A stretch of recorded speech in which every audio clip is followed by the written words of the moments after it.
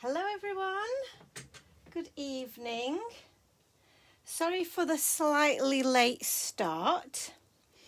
As usual, the cat decided that she needed attention at exactly the wrong moment, so that's made us a few minutes late, but hopefully you guys have waited for me to arrive, and we can get started now. Well, I do expect we will be interrupted shortly, so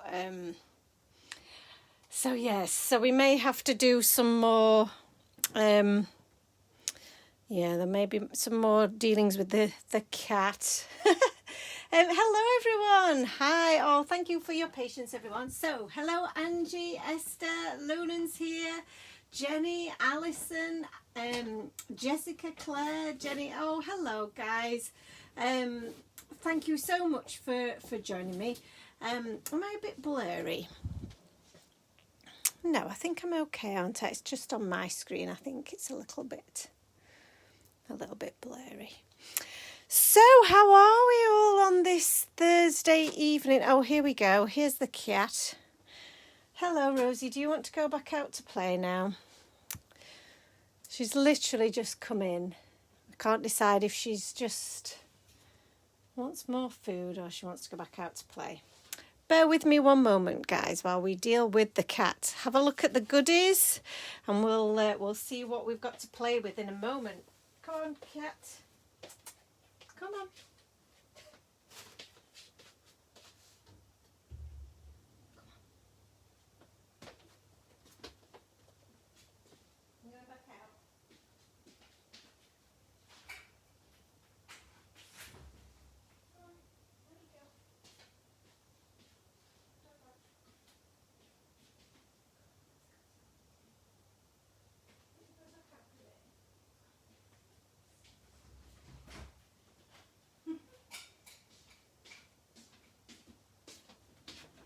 Oh dear, these cats.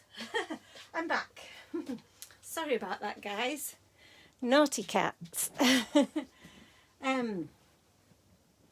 So, where are we? Hello everyone. So Natalia's with us, Lindsay's here, Claire. Natalia Spies watercolour paper. You absolutely do. Hello to Emma. Is your feed jumping? I feel like mine's a little bit out of focus. Oh no, Lindsay, you've been in the hospital with your daughter. Is everything okay? I hope you're okay. I hope both of you are good. Right, whew. Annalisa says, hello, popping in to say hi before you head out for your walk. Hopefully you'll still be on when I get back. Well, there's every chance because we've got quite a project ahead of us tonight. I'm on my own this evening.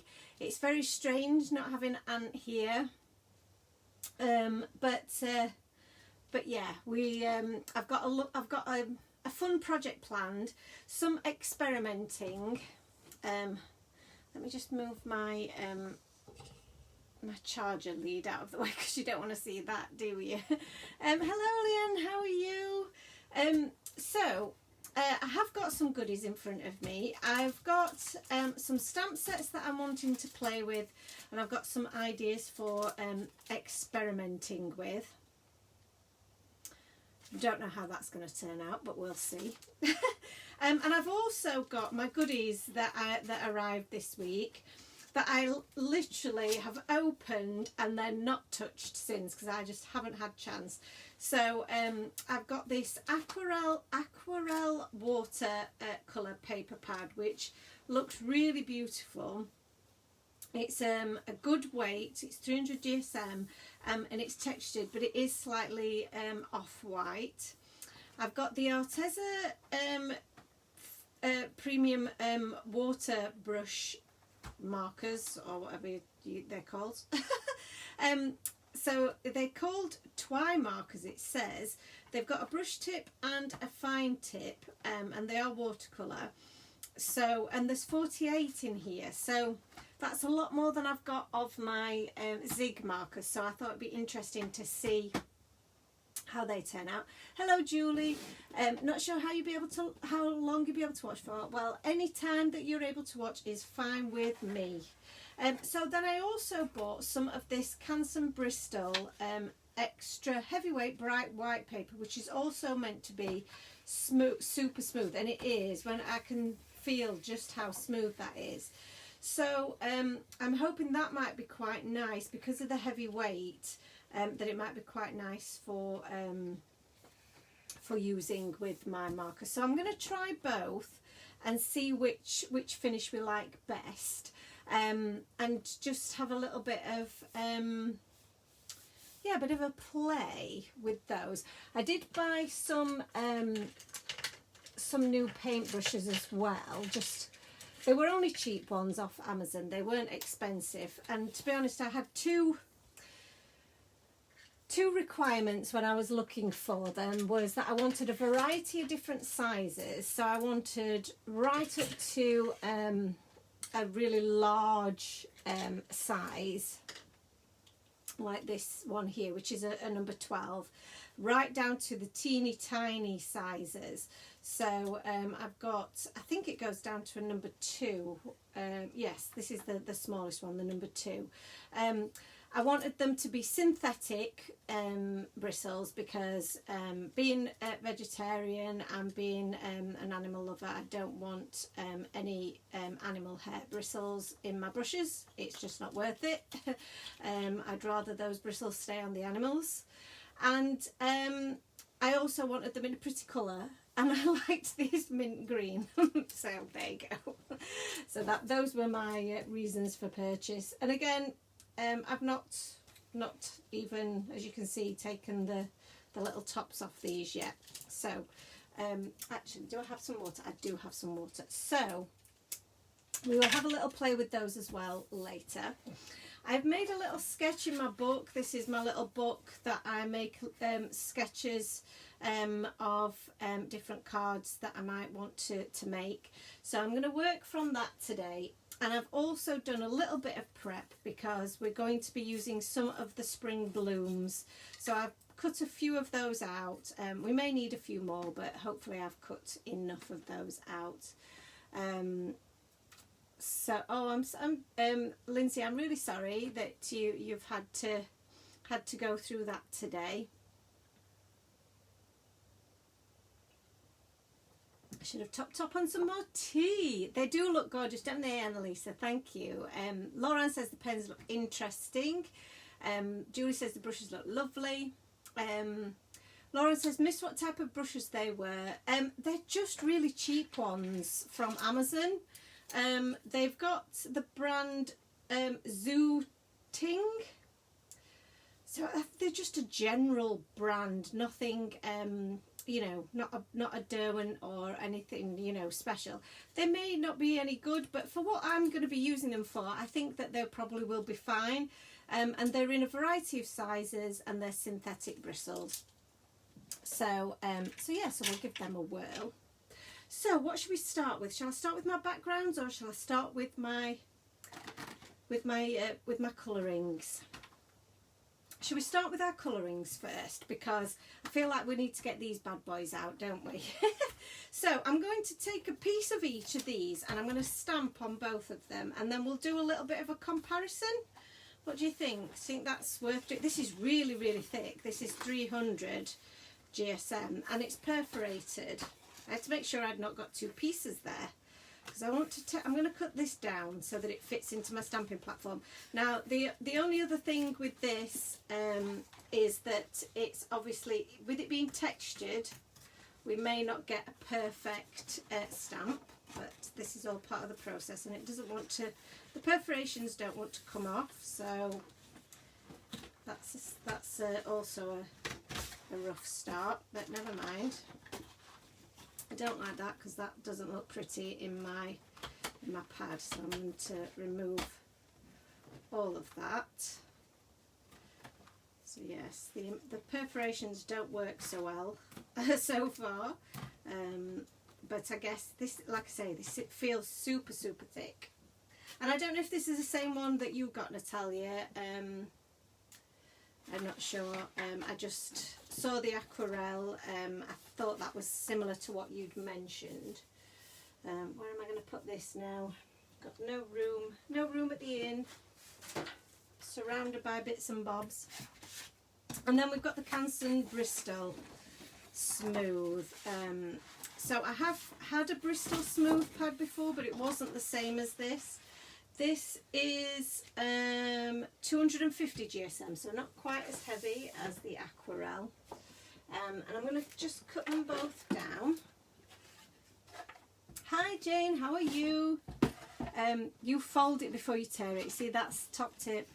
Top tip. I just went straight for it, didn't I? Like a bull in a china shop. That's me. I don't think practically. I just do. Whereas you guys are, you know, you're professionals. Not like me. I was just, you know, just winging it, basically.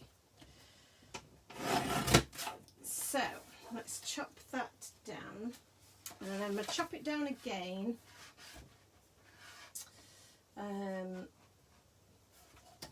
Just so that it fits into our stamping platform. So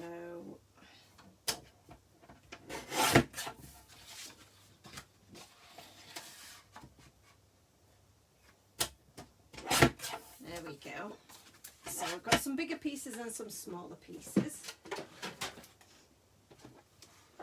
How is everyone then this evening? What have we been doing? I feel like it's been ages since we've done a live, and I've been really looking forward to doing this because I've been busy doing lots of boring admin tasks and not really doing any actual crafting, and so it's nice to be able to do some proper craftings. So what you get? Are you guys crafting along with me, or are you just chilling and watching? What's everyone up to today? I'd love to know what you're all up to. So we're going to use the Bear's Picnic, and I'm going to stamp them all out onto each piece of paper, and then we'll do a little bit of a comparison. So so let's get my little kites. We may not use all of these characters today, but what I'm hoping for is a little bit of a maybe a 2-for-1 deal with our project today with the backgrounds. So if I can get plenty of images stamped and coloured, then hopefully that'll you know, we'll be able to use them. Jenny, you had your first vaccine yesterday. Oh, that's awesome. That is really awesome. Natalia says that she watched a movie this afternoon. Very tired, so just watching today. That's fair enough. It's good to have a bit of relaxed time and time for you. Claire Harrison's colouring. What are you colouring, my lovely? Lunan's cleaning the outside of her markers. I don't know how I managed to put that much ink on them. That is true. I get that on a lot of mine, and I don't know how that happens. Jane says it's been a monster of a few days at work and not crafted in ages. Angie's knitting scarves for the homeless. Angie, you are so good. You are always doing something good for others. Bless you. So Claire's watching and doing J-Mart tonight. What is, have I pronounced that right? Is that what? I don't know what that is. I'm so sorry. Julie's made some poppies. I've been in a friend's craft shop this morning. Sorry, I can't read the rest of that. When they've twisted their knee walking home, so I've got ice on it. And oh, you twisted your knee. Is that right? Jane's doing a jigsaw. Oh, everybody's doing very relaxing things. Jessica's crafting along and blending. Sue had the vaccine yesterday. I'm very tired from the side effects. And Natalie says she's got this stamp set on her craft desk. Woohoo, great minds think alike. And Claire Harrison's colouring scenes. Ah, excellent.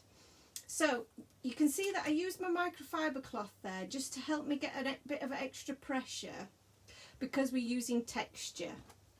And I have got a few bits that are missing, so I'm going to try that again, and hopefully my card hasn't moved at all, because that would be very sad.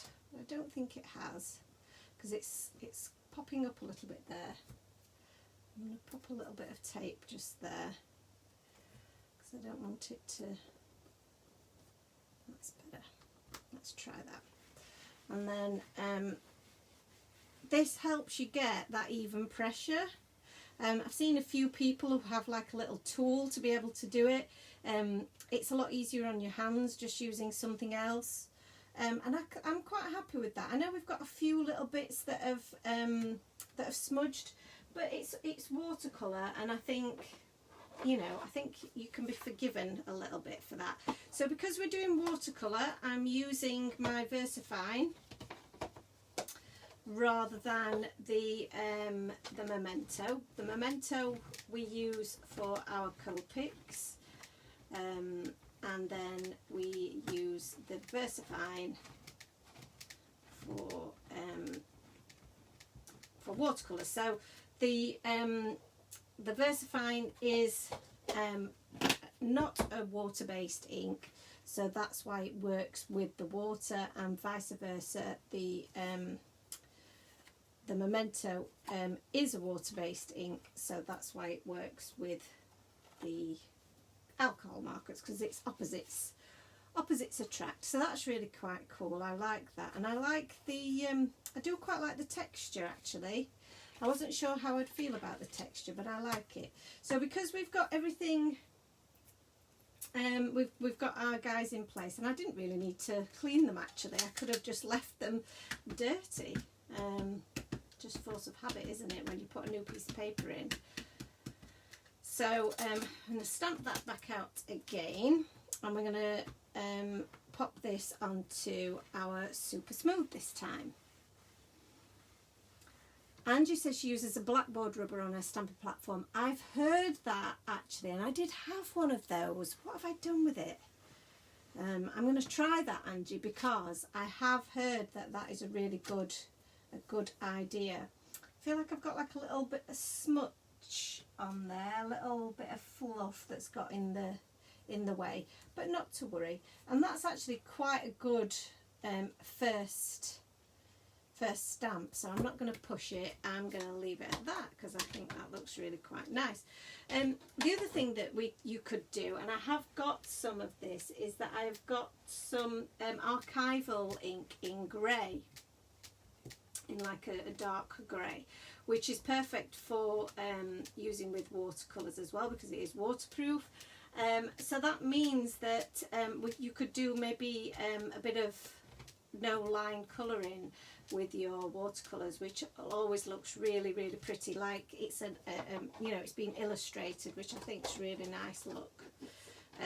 But I'd need to practice that, because I haven't practiced that. I haven't really practiced doing any kind of watercolouring at all really, so this is all quite new to me, and I am learning as I go, so I am no expert at this. I'm much more in my comfort zone with my alcohol markers than I am with this, but I'm enjoying it. I really enjoyed the bit of watercolouring that we did the other day.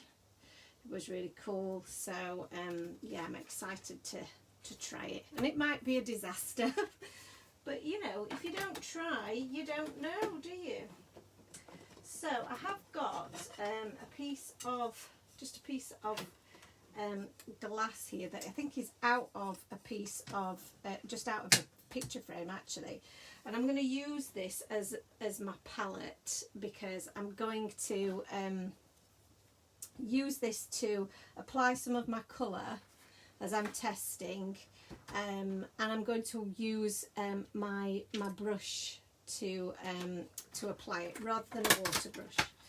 So I currently don't have any proper storage for these bad boys, but they do come in little trays like this, so that's quite handy, isn't it? They're all in a little tray. So, and they're all in rainbow order, so that makes it quite easy. So we've got some nice browns here for our little bears. So I think we'll start with the browns, shall we? It seems to make sense. And do the bears first. Natalia says she needs to try no line colouring, but is not brave enough. I know I'm not either. Harry's been doing a canvas this week, adding some of your pre-cut stamped and coloured critters to it. That sounds gorgeous. Please show us that. I love seeing all of our little teaspoons, have we called them, our little teaspoons pictures and artwork. It's really cool. Oh, bless you, Jenny. That I'm really sorry to hear that. Hopefully we can give you a little distraction tonight, but sending you lots and lots of hugs. What an awful time for you. Okay, so I'm going to grab my water, and I'm going to grab a couple of different sizes of brushes here, because I'm not really sure which sizes I want. I've got some small, really small ones that I think are going to be quite handy. 2 and a 3. 2, 3 and a 4. 2, 3, 4. So this is a number 4, and I'm just going to break the little seal that's on there. That seems quite big, doesn't it, for these smaller images? Maybe a 2. Let's try that. And we do have a 1 in this set as well. Yeah, let's try this. Let's try this, and let's try a couple of these browns. So you can see, I'll just show you here. This, I hadn't realised this was the case. This is yellow ochre, it says. So you have the brush tip at one end, and then we've got this really fine nib at the other end. That's really quite cool. I don't know if you guys can see that because I've done that really small. But I'm really impressed with that. That's really cool. They look really nice. Can you all see, is the picture good your end? I'm just feeling that it might be a little bit blurry. Is everything all right? Or is it just my screen that's being a bit odd? A bit odd bod. So I feel like the brown is a little bit dark. Let's have a look. This is an orange colour, isn't it? Earth red. What's earth red look like? That's quite a nice colour. I'm feeling like the ochre colour and the brown may have to mix. Oh, this is exciting, playing with new things. Then we've got a concrete grey. Okay, so just a couple of browns then, by the looks of things. So that's fine. That's fine. We can work with it, because I'm going to use. No, I'm not going to use the earth red. I'm going to use the yellow ochre colour, I think. Can I zoom in a tad? Of course I can. No problem. Right. Yes, you want to be able to see a little bit when I'm colouring, don't you? We can zoom back in after. How's that? Is that a little bit better? That's better, isn't it? So you'll be able to see me make all the mistakes now. Right. Let's get this show on the road. So I'm going to add then some of this yellow ochre onto my glass panel here, which I know you can't really see very well. But it's just a bit of like a mixing palette for me. Oh, can you hear the squeak of the marker there? So I just pop these here, and then I'm going to add some water to my brush, and then I'm just going to mix these colours together a little bit and see what colour we get. But I'm going to do mostly the yeah, that's quite a nice brown shade. And let's start with this guy here.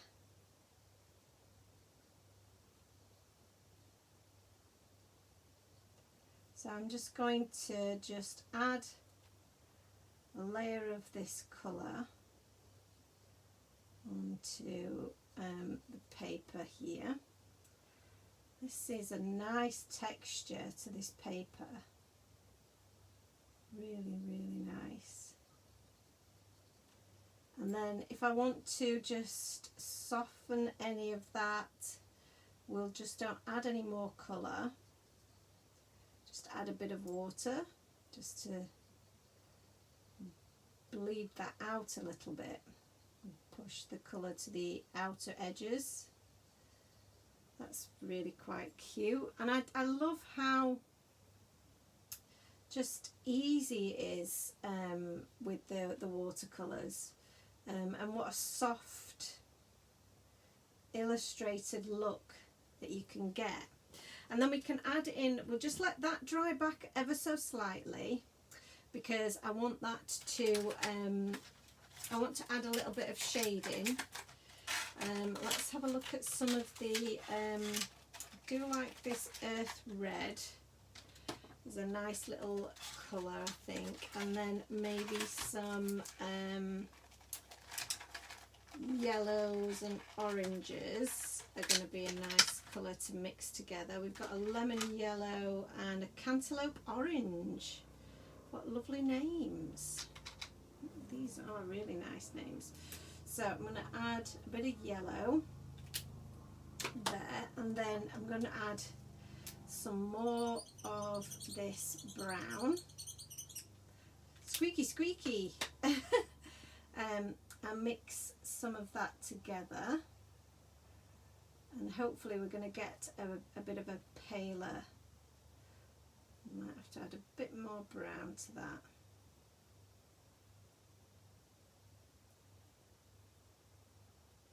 Add a little bit of this darker brown. Don't want it to be quite I want it to be distinct from the colour that we've just used, to give him a little bit of a yellowy kind of creamy brown muzzle there. Yeah, I quite like that. The earth red, I did like the earth red,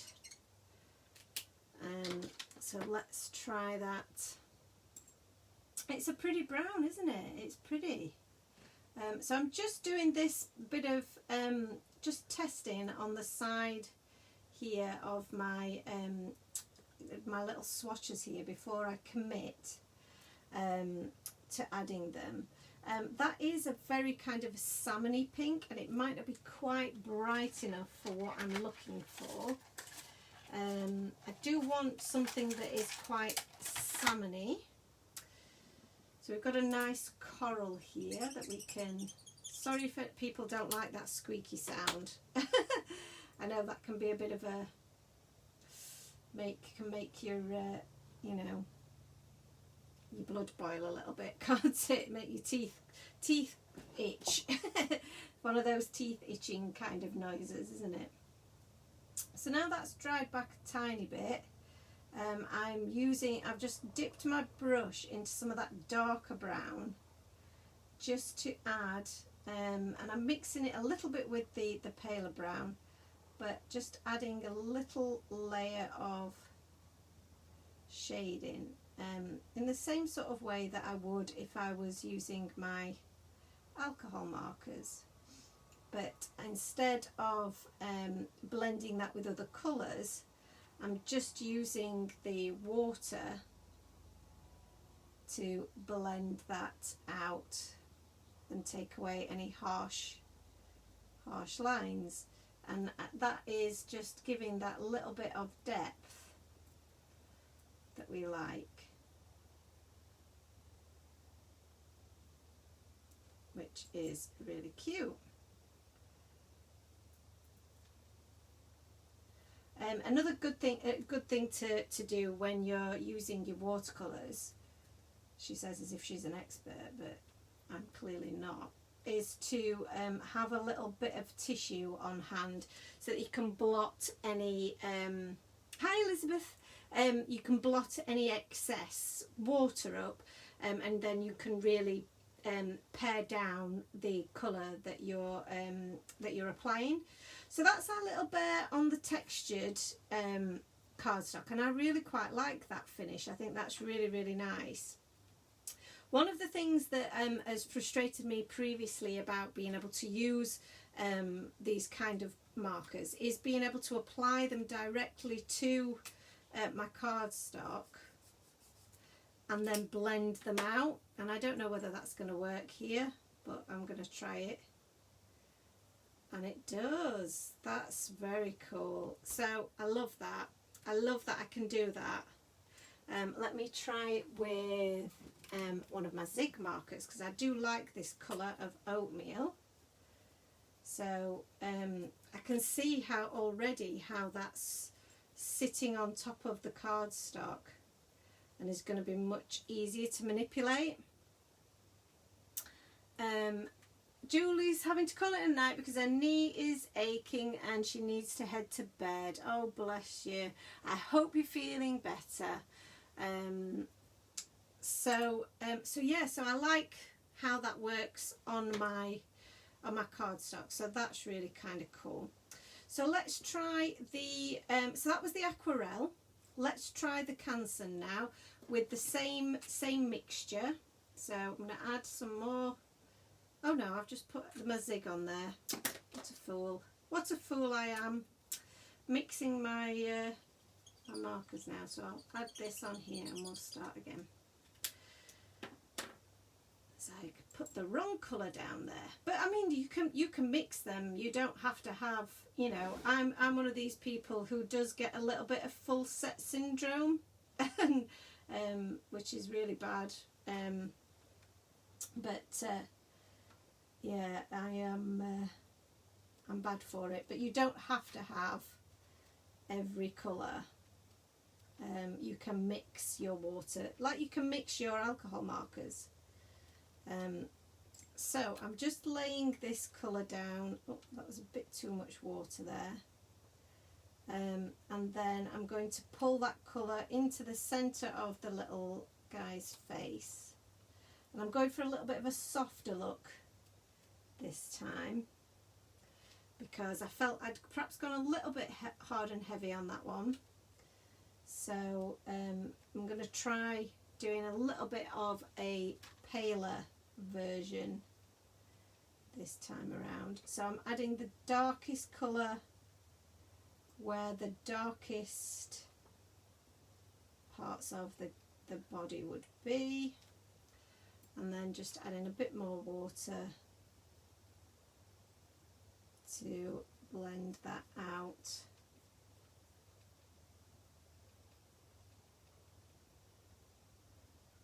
And so far it seems to be holding up fairly well. There's a little bit of pilling I can see here because I'm adding quite a bit of water, but that's quite, I think it's doing quite well. So I've gone for a bit of a darker brown there, so I'm going to use that as my shading. So I added a bit too much of the darker brown. So we shall use some water to blend that in. I think that works. It's made him quite a golden brown looking bear, which is very cute. And then we're going to add some colour to this paw. And I think that's, like I say, I think that's probably stood up quite well against the watercolour, and obviously it's smooth in texture. So the let's add our little bit of colour to the bottom of his paw there, into his nose.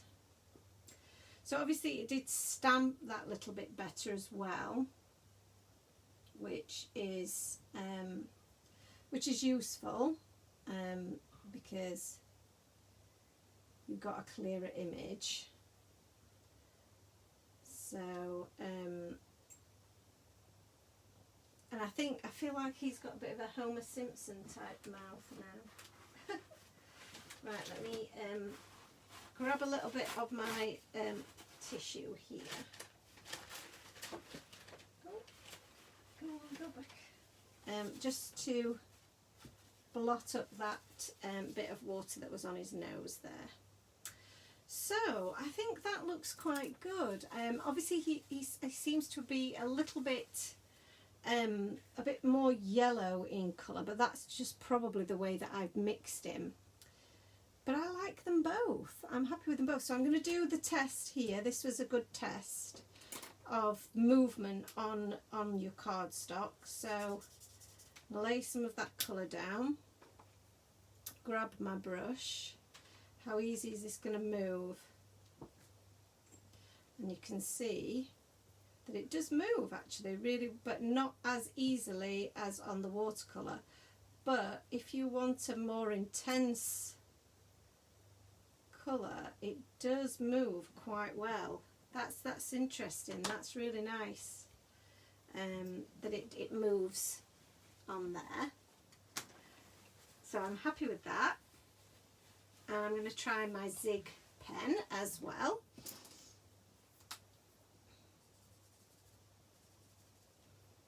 Because I've never been able to colour directly to my cardstock with my Zig pens on any cardstock. But that's quite good. I'm quite impressed. Seems to be a fair bit of movement.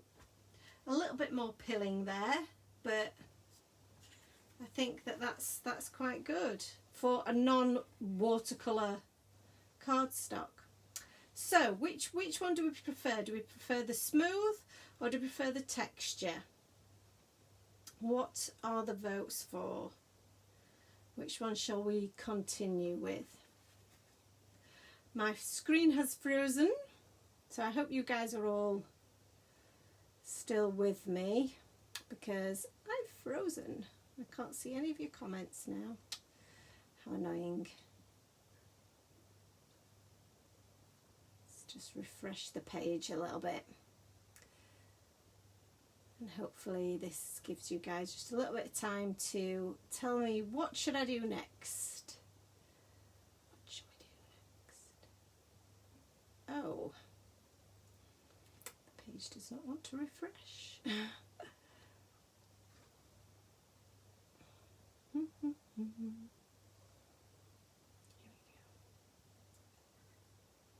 Okay, I can't see anything.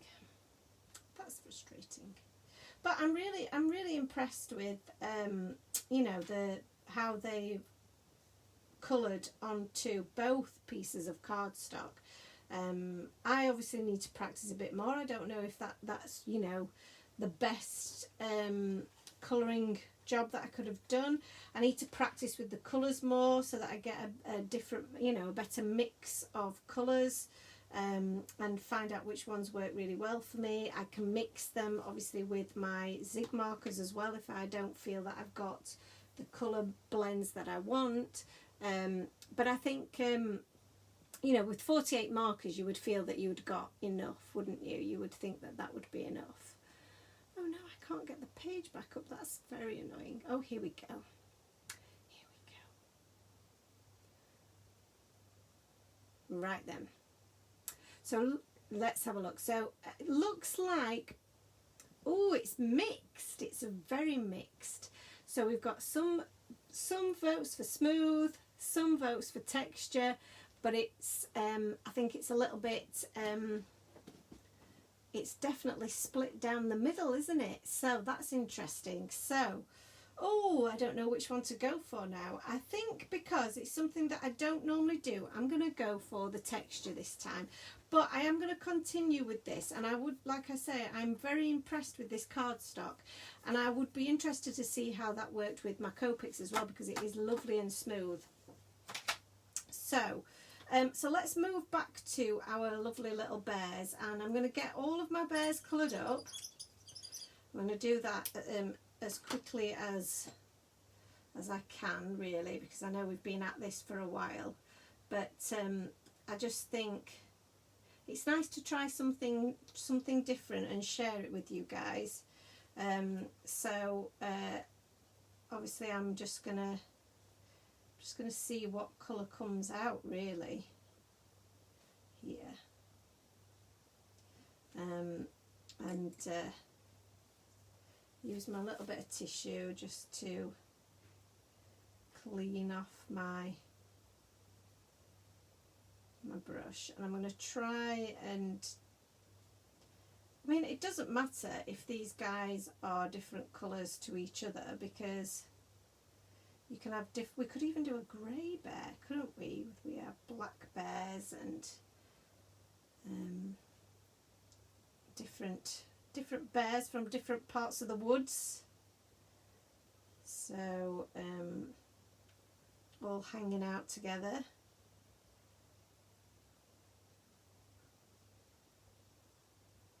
So that's very cute.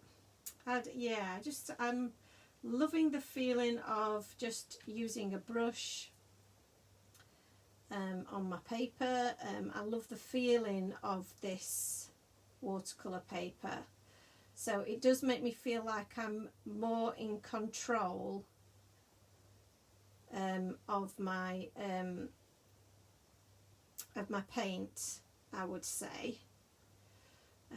Then maybe on the other paper I feel like it will take the water that little bit more, which is what you want really, because you don't want to get any pilling, do you? So yeah, so I feel like that's definitely been a good thing. And you can just use a couple of colours to get the effect that you need, which is really nice as well. So it can be quite a quick process. So and you know, I can see that, you know, because I'm not practiced at this, I'm getting a few tide marks but that's part of the beauty of watercolour. That is what watercolour is. You have little tide marks where you're where the colour, the water has dried in different places, and you get you know, that different texture, and that's what makes watercolouring such a nice effect, and different to the kind of airbrushed look that you might get from your Copics. So I enjoy both results, I would say. I think I'm just very much more practiced and comfortable with my Copics, but it's definitely nice to try a different technique and a different medium, and see what effect you can get. And I think there's something about spring and spring card making that I think makes me think of softer palettes and just softer shades, and that really does lend itself to the watercolour as a medium, definitely. So I think I need a slightly darker pink to add a little bit of pinkiness to their cheeks. So let's see what this, that might be a nice colour to add a little bit of pinkiness to the cheeks. I do love adding a little bit of pink to cheeks. I think it does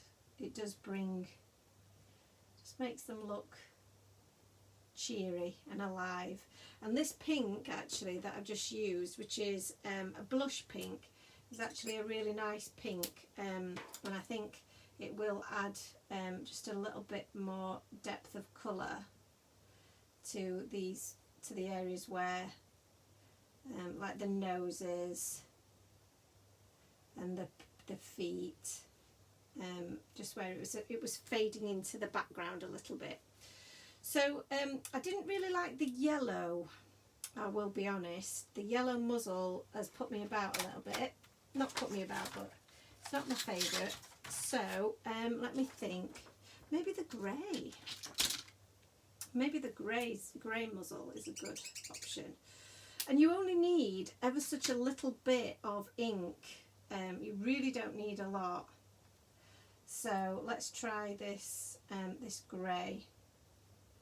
And you see, I've popped a little bit of the grey right in the corner here earlier, and that is still possible to manipulate, which is really cool. So, and with my fine liner, I could probably go in there and just add colour direct to the muzzle, which is very exciting, and then add water to that and pull that out. So that's really cool. That's very cool. I'm liking that. So where I've added colour here and it just needs to be that bit deeper, I can go back over that with the very fine tip and then blend that out with some colour. That's very cute. So I'm going to go back in with this pink because I've missed his ear there. We'll just add a tiny little bit of pink to his ear. Great. So now we need to colour in all of their accessories, and I could do with colouring in this little guy's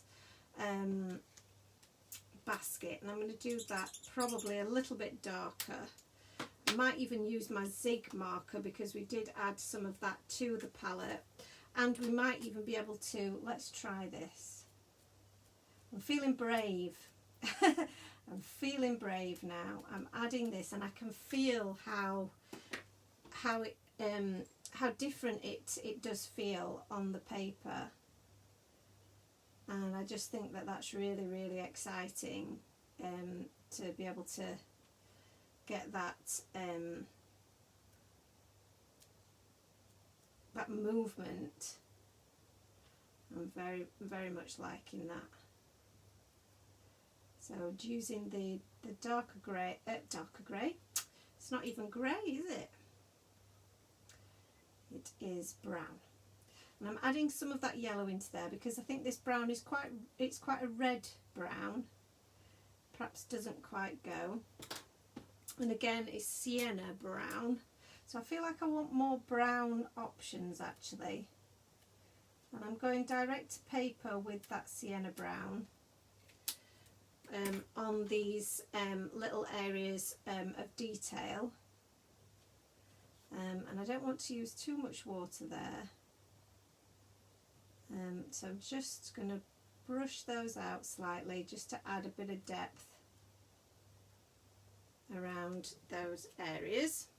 And then I've also forgot the lid to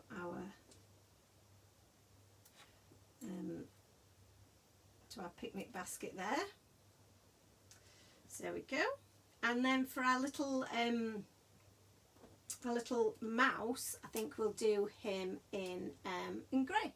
Oh, I've frozen again. Why have I done that? Natalia says they are looking cute. They are, aren't they? I'm so excited by this. So thank you, Natalia, put me onto all of these lovely products that I would not have known about if it wasn't for her. So thank you for that. And again, just adding that colour directly to my little mouse has worked perfectly. The colour of my donut, I always struggle with donut colour. I think these guys are already quite a good donut colour, aren't they? So I'm going to struggle because they're going to blend into one. So I'm going to try and make a hodgepodge of a colour out of the yellow, the brown, the lighter brown. Let's have a look. It's a hodgepodge of a colour, but hopefully it will be with a bit more yellow in there. It could almost be a glazed donut kind of a colour. So there we go.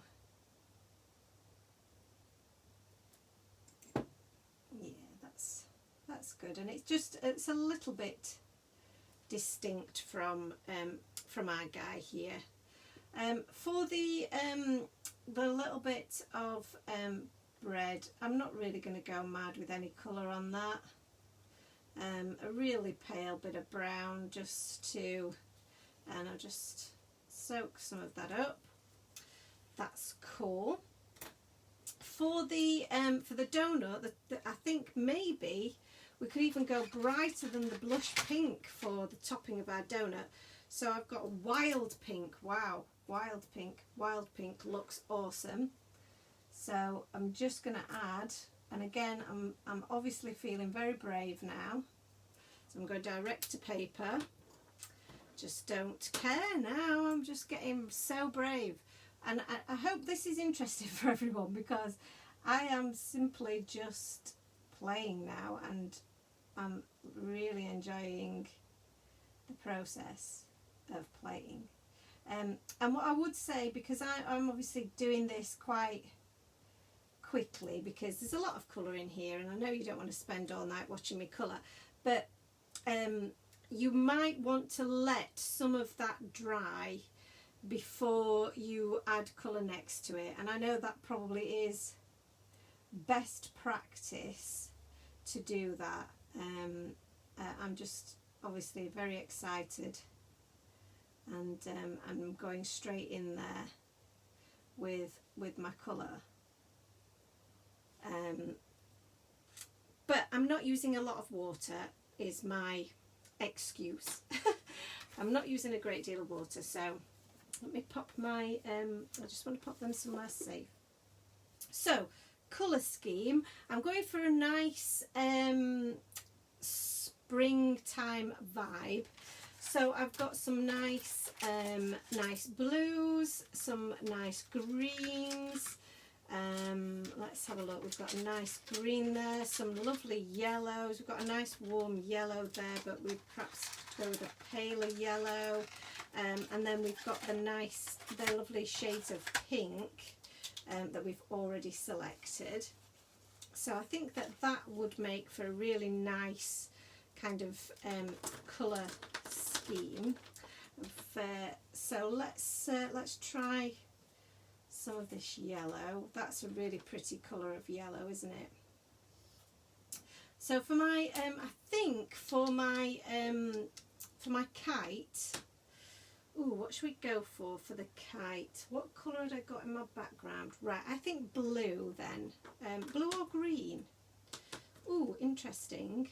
Let's go with a bit of blue. We could actually do blue and green. Blue and green should never be seen. Is that the rhyme? We need some stickles on that glaze. We absolutely do. That is a good shout. So I'm just wiping up, just between my fingers. I've just pulled some of that that paint, the water, sorry, off my brush, because I felt it was a little bit too much water. So and we've not got enough colour down there for my liking, so I'm just going to add a little bit more in there, and I've gone direct to paper again for my bows because I want those to stand out a little bit. So that's really pretty. I could go with the pink, really, couldn't I? Maybe the pink with the kite would look nice. I think that would look very cute. So again, we're just going to take a little bit of water to our paper and pull that out, and that's going to be a really nice soft look. But then I'm going to go with the green tails. So then we've done a little bit of a mixture of each. I think that looks really pretty. For the little water juice, let's do we'll do blue along the top. Oh, I'm so impressed with this paper. This is definitely going to encourage me to do more watercolouring without a shadow of a doubt. I'm definitely going to be doing a lot more of this in the future. I don't know why I've gone for yellow there, but I just felt it, so I've gone with it. And we will do a green, and I'm going to add actually I could do with a bit of a deeper green. That's a very pretty green, but it's this is apple green. The paper works so well, and I'm just going to do that direct to the paper so that we've got that little bit of what's the word? It stands out obviously because, and look, these blend together on the paper. So these Arteza brushes, I don't know whether it's the brushes, the paper, the combination of everything, but it does all seem to really work very, very well. So that's all my little bears coloured, and I think they look so adorable. I really, really love them. Yes, lemonade. He's having lemonade. Natalia, you're on it. You know what I'm thinking before I'm even thinking it. Before I even know I'm thinking it. So yeah, I'm really pleased with those. I think they look really, really cute. And we will add some finishing touches to those, like you guys have mentioned, because I will, like the stickles, I will probably want to add some of the usual highlights that I do. So some of my gel pen will go on there as well. So I'm just trying to be a good girl and keep on top of my organisation here, but I am going to have to find something a little bit quicker to deal with, I think, for the future, because this probably isn't the easiest system for when we're doing a live. So but I want to keep them organised for the moment, so we will do that. We'll keep them organised. Although I don't know where I'm going to put them now I've organised them. I'll just pop them to one side and hopefully I'm going to have enough room for everything. Love that. Love it. So obviously that'll need a little bit of a clean. I'll put that to one side for the moment. So that's really cool. I'm happy with that. It might need to dry a little bit. So excuse me while I just blow my nose. And I shall zoom out a little bit because we'll have a go at our background. So Natalia's saying that she thinks it is the paper because she'd almost given up on her Artezas before she tried the paper. So well done on finding the paper, Natalia, then, because that seems to have made the difference. I love that. Yeah, I love just how easy they are to manipulate on this paper, and I do love the look. The texture just makes it look authentic, I think, doesn't it? So for our backgrounds, again, we're on full on experiment mode this evening. So I hope that you are all in the mood for it, because we're going to do a couple of different backgrounds.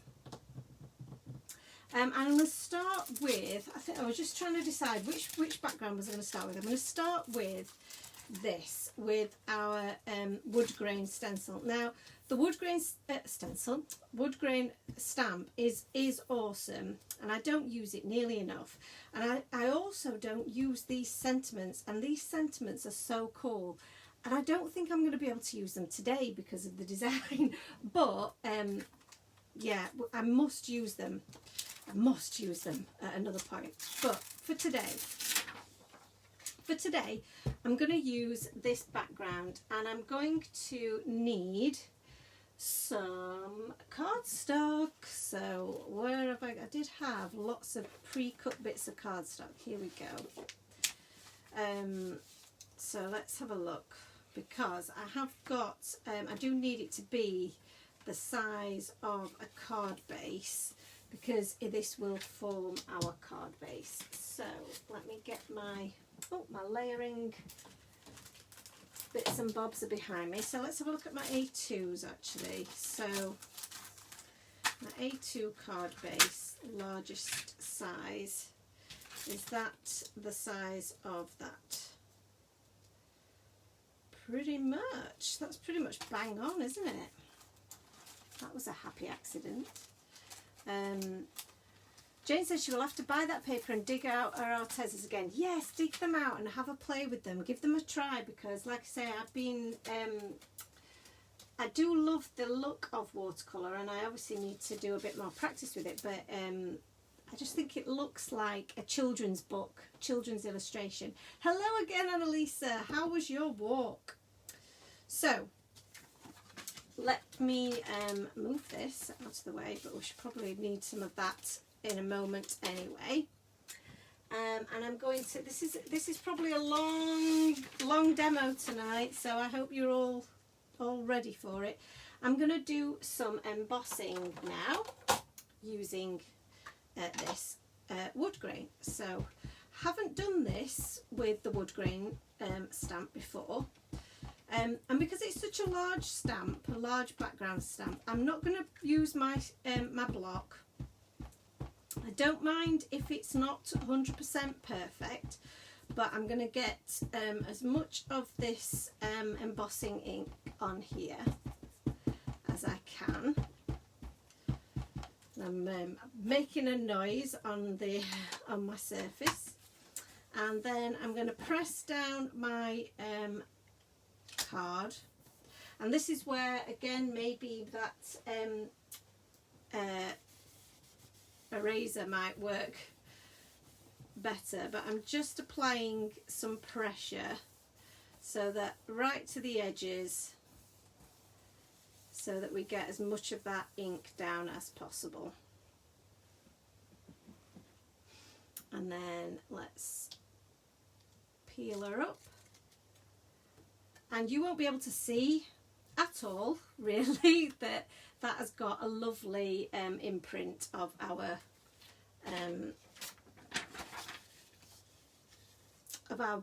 stamp. So I just need to grab my embossing powder.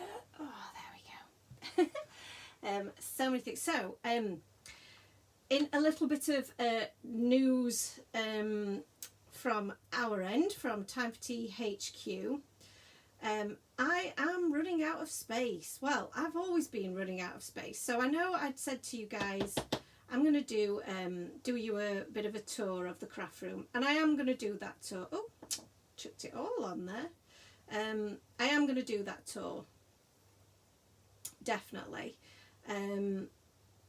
because I'm also going to be reorganising my room yet again. Which is funny because we've only just really done the space as it is now. I say only just, it must be 6 months maybe. I didn't use my anti-static bag beforehand, and maybe I should have done, just because there's a few little speckles, but to be honest with you, I'm not too concerned about those. I'm just more worried that I'm going to put my finger in bits. So I'm quite happy with that. Just pop that to one side, and I picked it up with my tweezers because obviously we're going to need to heat that now, and I don't want to burn my fingers. But I'm also going to use my silicone matte as well, and made a bit of a mess of that and got my powder all over my mat like a silly Billy. Never mind. So I'll give that a bit of a wipe. So let's just wipe that up like so, and I shall also do a little bit of housekeeping and wipe off my stamp. She'll probably need another wipe afterwards, but it'll just keep it a little bit cleaner for now. So there we go. So I know some of you guys have snapped up the silicone mats that we put on sale, so I'd love to know how you've been finding them, because I love mine so much. Here it is. I'll just pop this on my surface here, and then that should protect it because it has got heat resistance built into it. So let's get this a melting. There we go. So we're going to do a resist technique.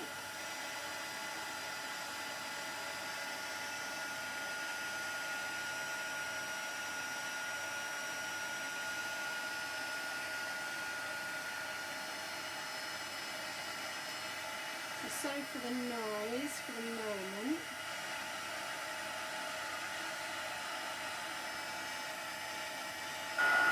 Just while we emboss all of that.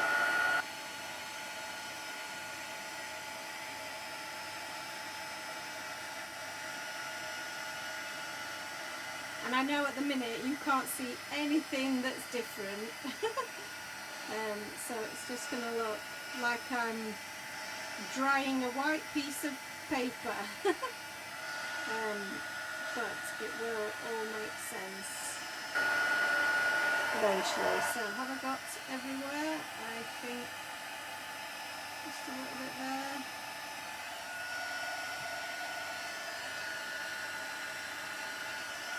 Yeah, I think we've got everywhere. So yes, craft room organisation. So this is a big change for us, because we have well, I've literally no space anymore to store any stock or anything like that. And my mat is super cool. You know, it's not there's no heat to my mat, so that's what makes it really, really cool. So I've done heat embossing on that. I'm going to heat emboss something else, because we're going to do some more heat embossing, so I might as well do it all at once, is my thoughts. So I'm going to take another piece of my cardstock here, and this is what I'm hoping is going to be my twofer. So I'm going to use, for this one, I'm going to use the plaid background. And I am going to use my anti-static now, because this has got quite fine lines on it, so I'm not sure how this will work. This is, again, tonight is about experimentation and playing, and I'm going to encourage you all to do that, because at the end of the day, and I know we've said this loads and loads of times, it is just a piece of cardstock. So if for whatever reason you don't like it and it doesn't work, just chuck it in the bin and move on with your life and do something else. So I'm going to try this in the same way that we did our last one. This is a smaller stamp, so you could pop this in your stamping platforms, but I'm going a bit rogue here, and I'm gonna, and again, I don't mind if it's not perfect, because that's just going to add to this kind of sketchy, almost illustrative kind of feel. So it's gonna it's all just gonna make it look like it's a bit storybook, I'm hoping. So we're just going to rub that all over the back of the cardstock onto our stamp, and hopefully that's made a good impression. And again, I can't really see because it is just a watermark, so we'll not really see if that's worked until I pop my powder on. So, and like I say, there's quite a few fine lines on this one, so this is quite an experiment. But I can see that actually that seems to have worked really very well. And this embossing powder is very fine, So I'm hoping that that works with the fine lines in a way that maybe, oh, and I missed a little bit in this corner, but that's okay. There's a couple of little patches that we didn't quite stamp, but that's okay.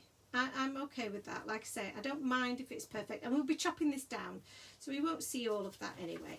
So so that's cool. And I may not have enough there actually to do two. We may have to do another piece.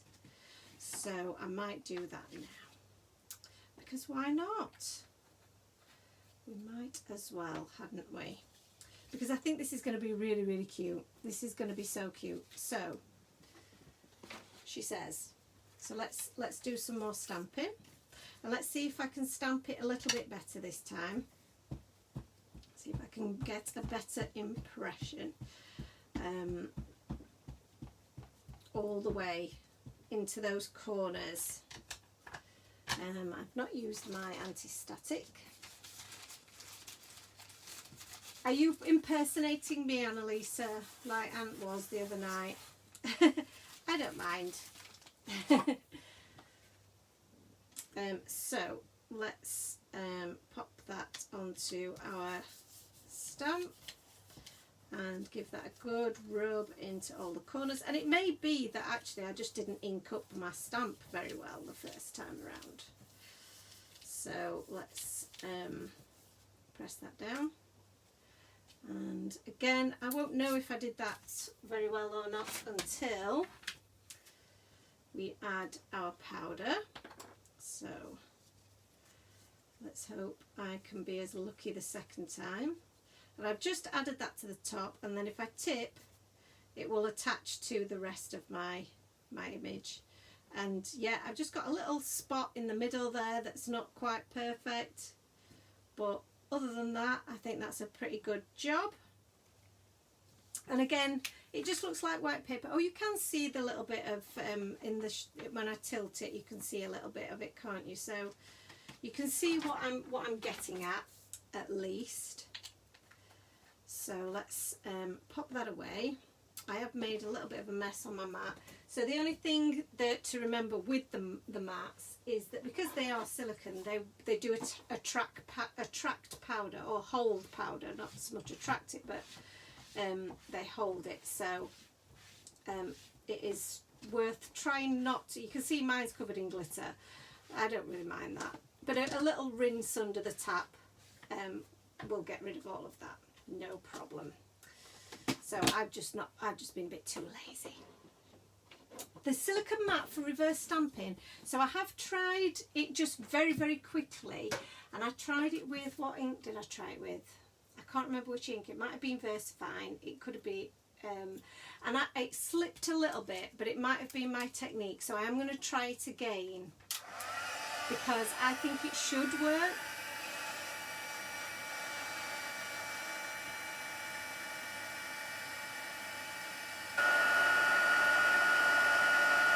And again, the reverse stamping is something I've not really done a lot of. So I'm going to hold this up and see if you guys can see it a little bit better if I hold it up. And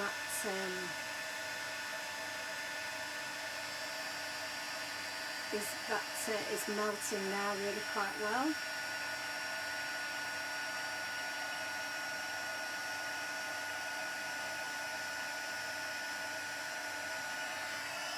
As that's getting a little bit hot on my fingers, I can transfer it back down to my mat, and then I don't have to have my fingers anywhere near it then. And then my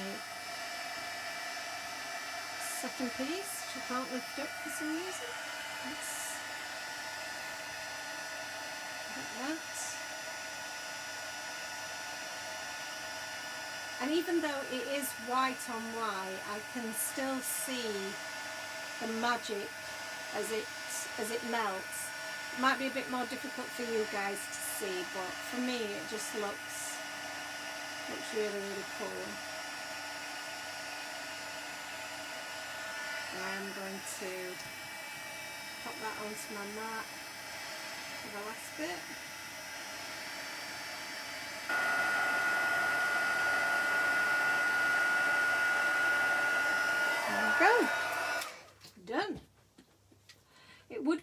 can we see the reverse stamping technique in the next live if it works? Of course, yeah, absolutely. I need to practice it a little bit more because I feel like it really should work on this surface if I didn't have so much glitter on it. So I might need to give it a little bit of a clean. But this is great as well for doing our ink blending, which is what we're going to do now. So I'm getting surrounded by things now. I can feel them building up and I need space. So we'll start with our plaid background because I was going to do this in a really nice shades of yellow. So I'm going to use some scattered straw, some squeezed lemonade, sorry, but I've just picked up the scattered straw and I quite liked the look of that.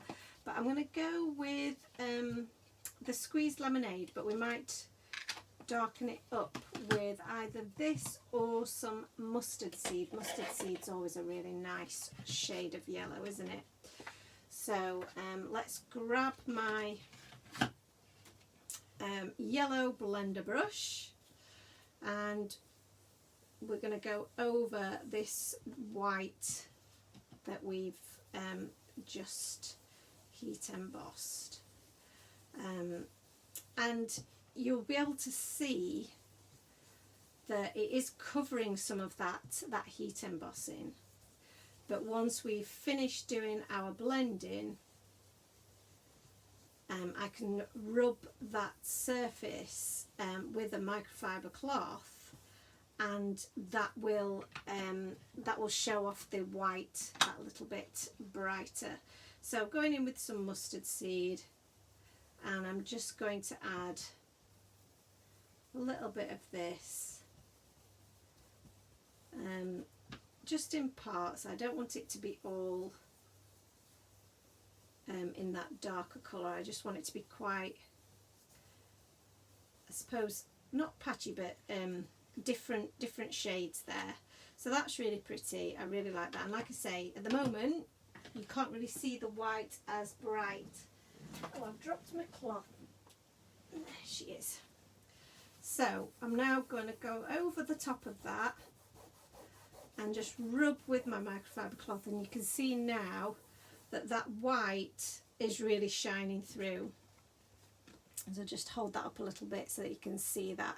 So that's made for a really cool effect and a cool background. And we'll do the same with this, but this one I'm going to add a little bit of Twisted Citron. So excuse me while I just lean. And let's do some of our squeezed lemonade. Now I've not rubbed off the excess ink from our last ink blending because I don't care. There's a little bit of that yellow on there because I think that just all adds to it. So we're going to do a little bit of yellow in probably one corner, and I will wipe that off a little bit now. And then I'm going to go for my green. I grab off my caddy there, and then we'll go for some of this lovely Twisted Citron, and we'll blend those two colours together. And I just think that looks so fresh and spring-like. It's just gorgeous, really pretty.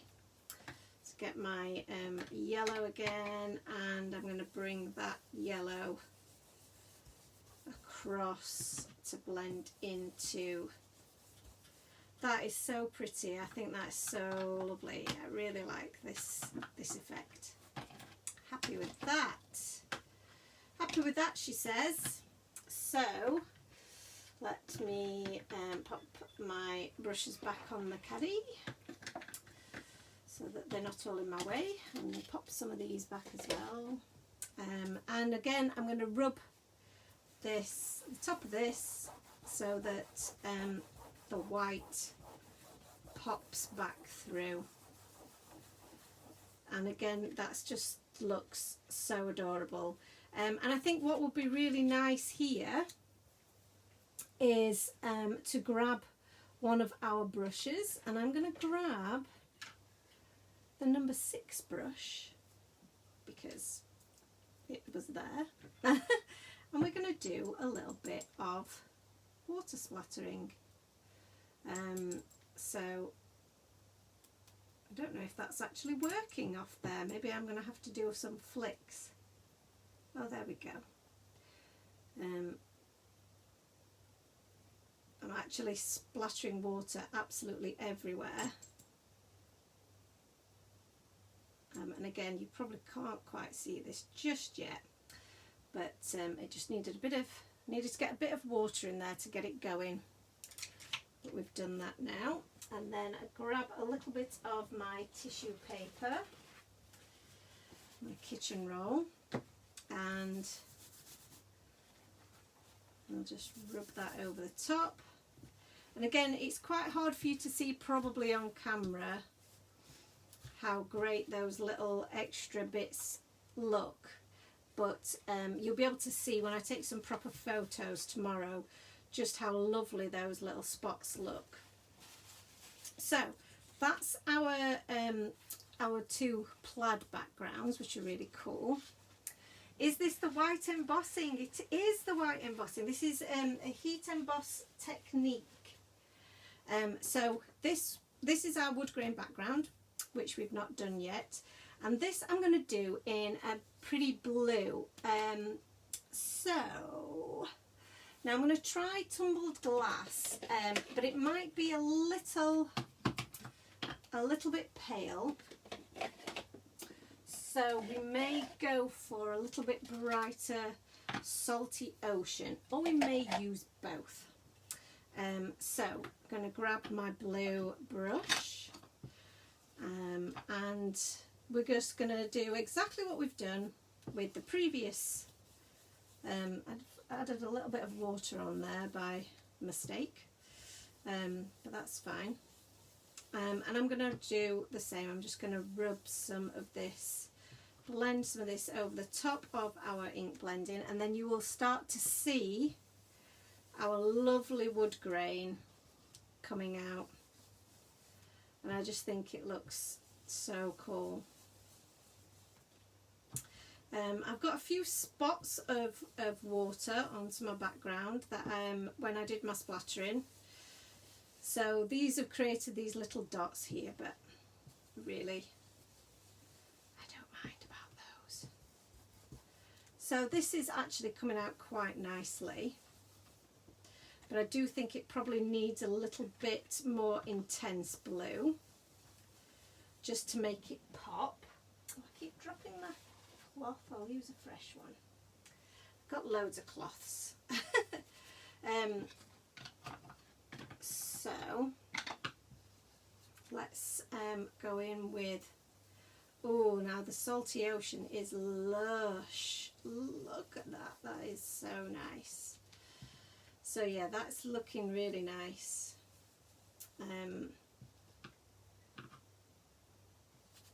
So Natalie says, I always struggle with wood-like crafty things. I like that you're going for blue and not a traditional, I can't read the rest of that, but I'm presuming that says colour. Traditional brown. Yeah, well, I just thought I like to, I do, and I've got my fingerprints in all of this, so I would normally suggest putting a post-it note on your fingers. That is definitely best practice, so please don't do as I am doing. But I just think it's really nice to do something a little bit different, a different colour scheme, with all of your stamps, particularly if you're using them for backgrounds, because I think you can get too hung up on the traditional colours, and it doesn't always fit with the project that you're working on. So why not mix it up and do something a little bit different? And I just think that it looks really nice against this blue. The white really stands out really, really well. So again, I'm just going to give you a little view of that a bit closer so that you can see that white popping through. And like I say, I've added a few little drops there when we did our splattering, which have then created a bit of a, I suppose, not an issue, but you know, they just look a bit weird. So if we add some splatters of our own, well then that will probably, I wonder if I just added water to it now, that would just bleed out a little bit. So I'll let that settle a little bit and settle back, and again then I'll go back in with my tissue and just blot that. So now we have some splatters on our background, and I love that. I think that looks awesome as it is. So we're going to let that dry back as well a little bit. Now give that a bit of a wipe afterwards. I think that one's going to need a little bit of a rinse in the tap because it feels like it's got all kinds on it. I'm a mucky crafter. So right, let's see, where are we? I've got lots of bits, but I haven't actually got a card yet, have I? So what are we going to do to create our card? We need a card base. So I actually probably need 2 card bases, and I probably need 2 A2 card bases, which I don't have right here. So what have I done with those? Those are my A2 card bases, but I don't have any white ones. I need a white card base, I think, for this. So just bear with. I'll just grab one from my stash here. I think these are A2 size, or are they A6? Oh, they look a bit long to be A2. Let's have a look. Oh no, they could be. They could work. What did I do with my A2 dies? Let's see. Yeah, they are longer and slimmer. So, well, that's fine. We could still work with the A6, couldn't we? Should we do A6 instead? Because that still fits. So yeah, let's do that then. Change of plan, A6 it is. Seeing as they were the... So Maria says, are Distress Oxides the same as Dewdrop colours? I think the Distress Oxides are slightly different to other inks because they're a little bit chalkier, but I think some of the Dewdrop colours do have a chalky finish, from what I recall. So so yeah, I must admit I don't have a lot of experience with those. So so yeah, so if anybody else knows about that, then that would be great. You know, let us know. So I'm going to use my frame die here. So the frame die cuts out several frames in one pass. So this is going to be really cool because we're going to pop it on here. Now it's going to be slightly smaller than my A6 card, which is a bit of a shame. I should have gone with the A2, shouldn't I? Because that's why I picked this piece of cardstock, and I bet I can't find my A2 frame dies now. Oh dear, what a performance. I bet I can't, you know. I've not used them for a while, that's probably why. Look at all these lovely dies. Lovely, lovely dies. I might just have to make it work, kids. So we don't want to be here all night, do we? So I have got planning to do as well tonight. So one of my tasks that I've been left with this evening from Ant, who is at work and on nights tonight, is to come up with my plan and my design for what I want my new craft space to look like, which is very exciting. But it is, like I say, it is an absolute necessity. I need to take all of the space that we've got down here, and like I say, when we come to do our I do you the tour, you'll see what I mean in terms of space. I have, and we have, totally maximised every inch of this place. I mean, we couldn't fit anything more in here if we tried.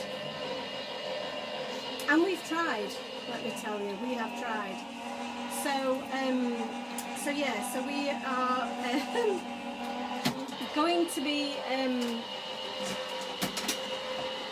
moving my office / craft room space upstairs.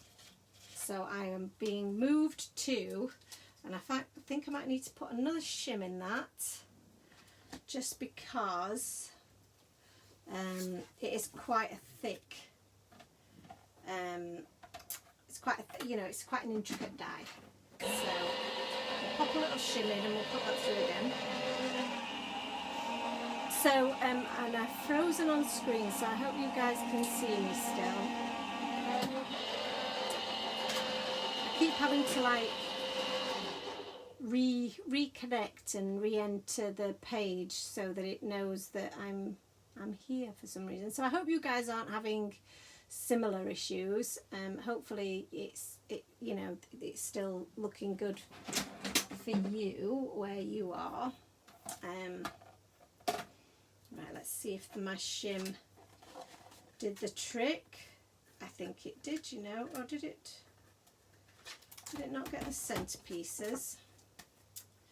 Don't open it just in case. I think it has. Yeah, we'll give that a whirl. It's actually the pressure has stuck my has actually cut my washi tape. So yeah, it's going to be fun to try and get this out now. The Gemini is a great machine, but sometimes the pressure is so great that it is almost too good, isn't it? So, right, let's have a look. I need my pokey tool to poke this out. So again, this was an experiment in terms of let's use part of this or two parts of this frame as the outer portion of our card, or the background for our card. So you can see what I'm going to get here is this really cool, and we have all these little pinpoints in your background here so that you can poke out all of your frames. This is a great way of being able to cut out several frames at once, and then be able to use, do your background once or your frame once, but use it in several different cards. So I'm going to use, so you see I can use those in different projects because they look really, really cool. But I think I'm going to use these two. So I'm going to keep them together, but I'm going to use them as the background for my card. So let's do that, and then let's have a look at my nesting dies and see what size die I need to work. So that fits around there. So let's try this one. Does that fit the internal piece? So that fits my internal piece perfectly. So that's great. So let's get a piece of cardstock together, and we're going to cut the centerpiece in white because I'm going to have this with a bit of dimension to it. So I'm going to cut that, pop that through my machine. Oh, I dropped my book. Oh, I dropped my pencil, so that means broken lead, doesn't it?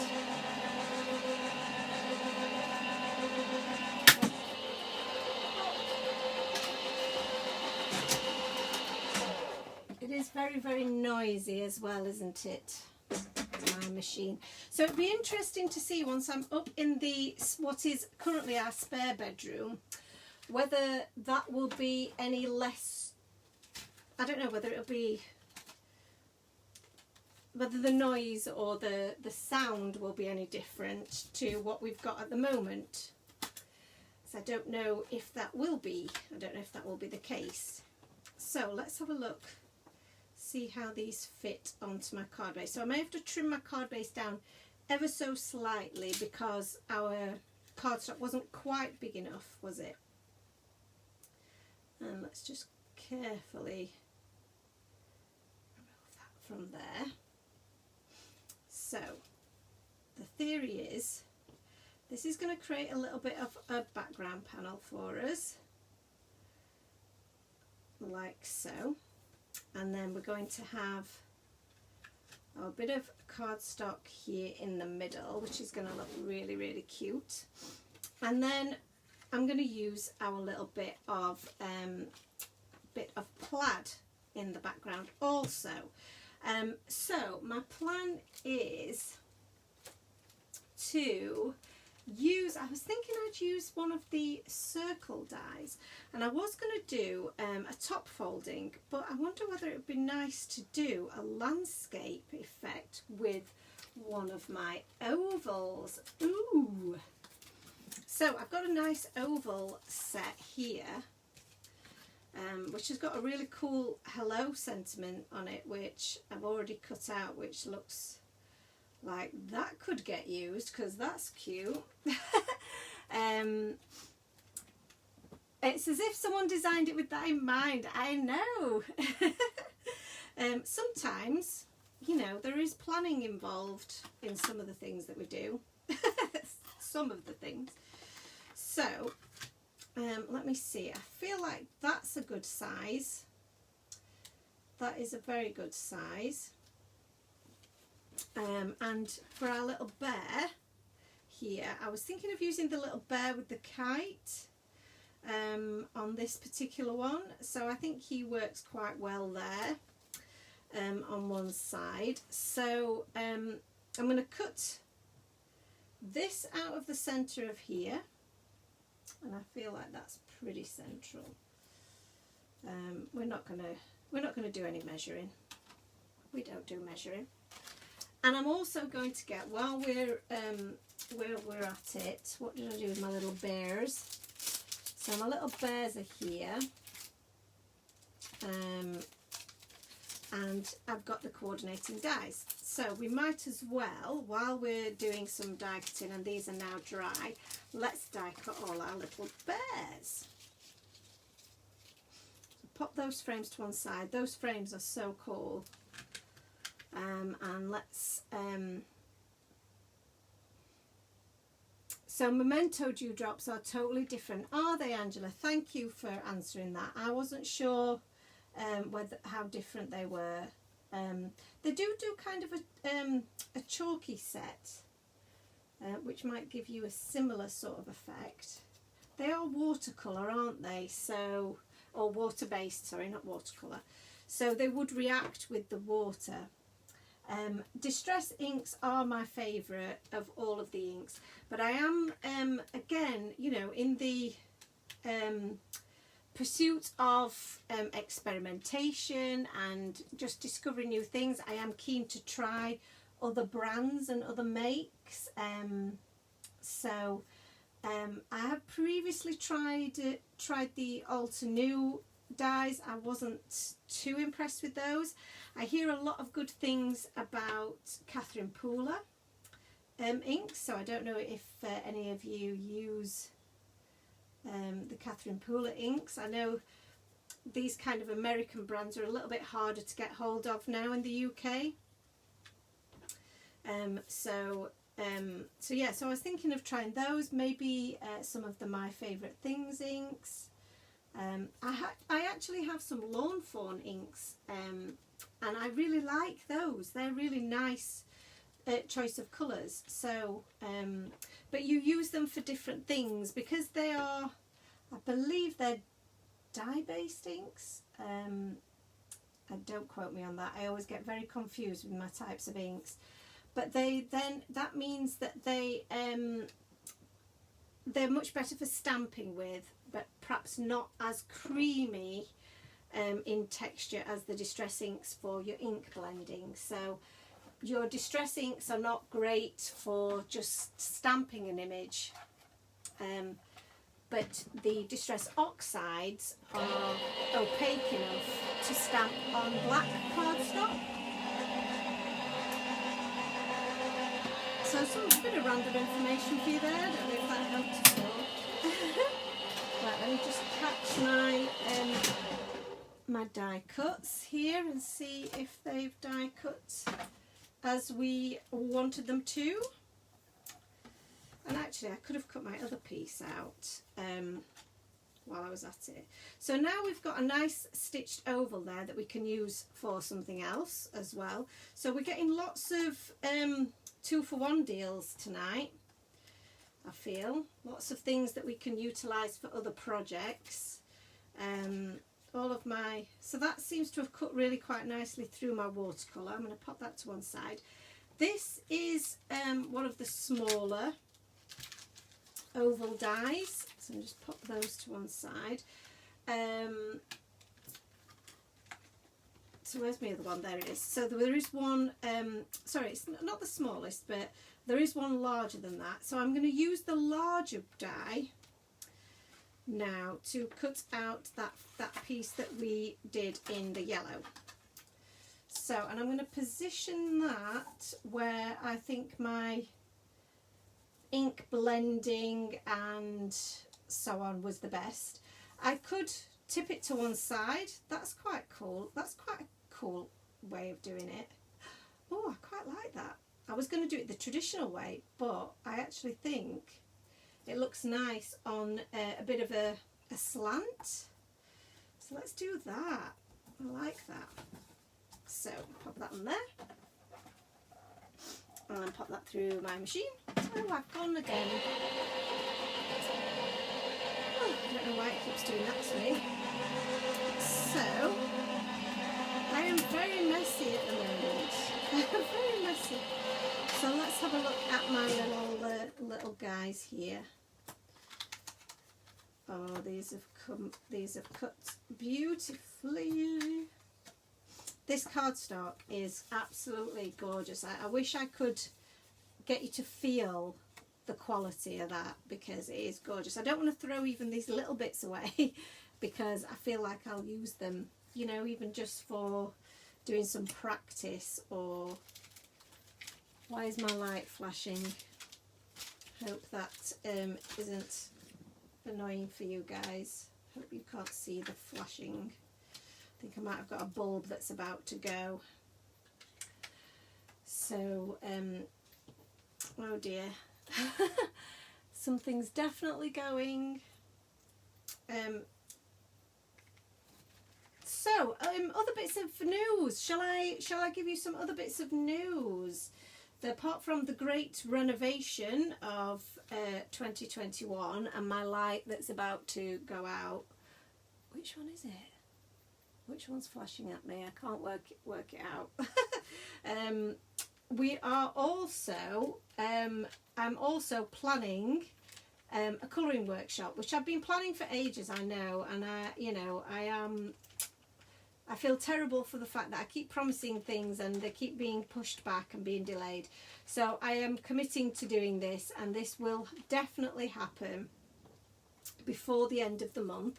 So I'm hopefully going to be able to advertise it for you at the weekend. I'm going to have all of my bits ready to do, to share with you, because I've just got a little bit more planning just to do to make it just right. Oh, how cute do they look? Oh, I love them. Right, so let's pop them to one side.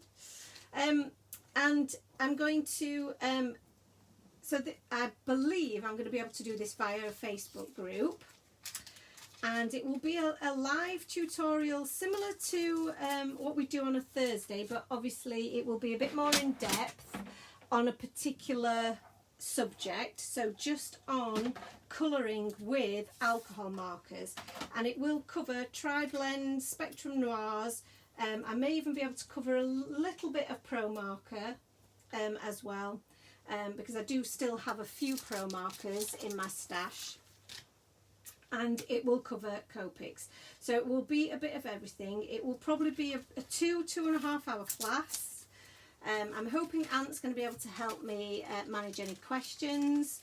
And you will, if you take part in the workshop, you will receive a free digi-stamp that we will colour together during the workshop.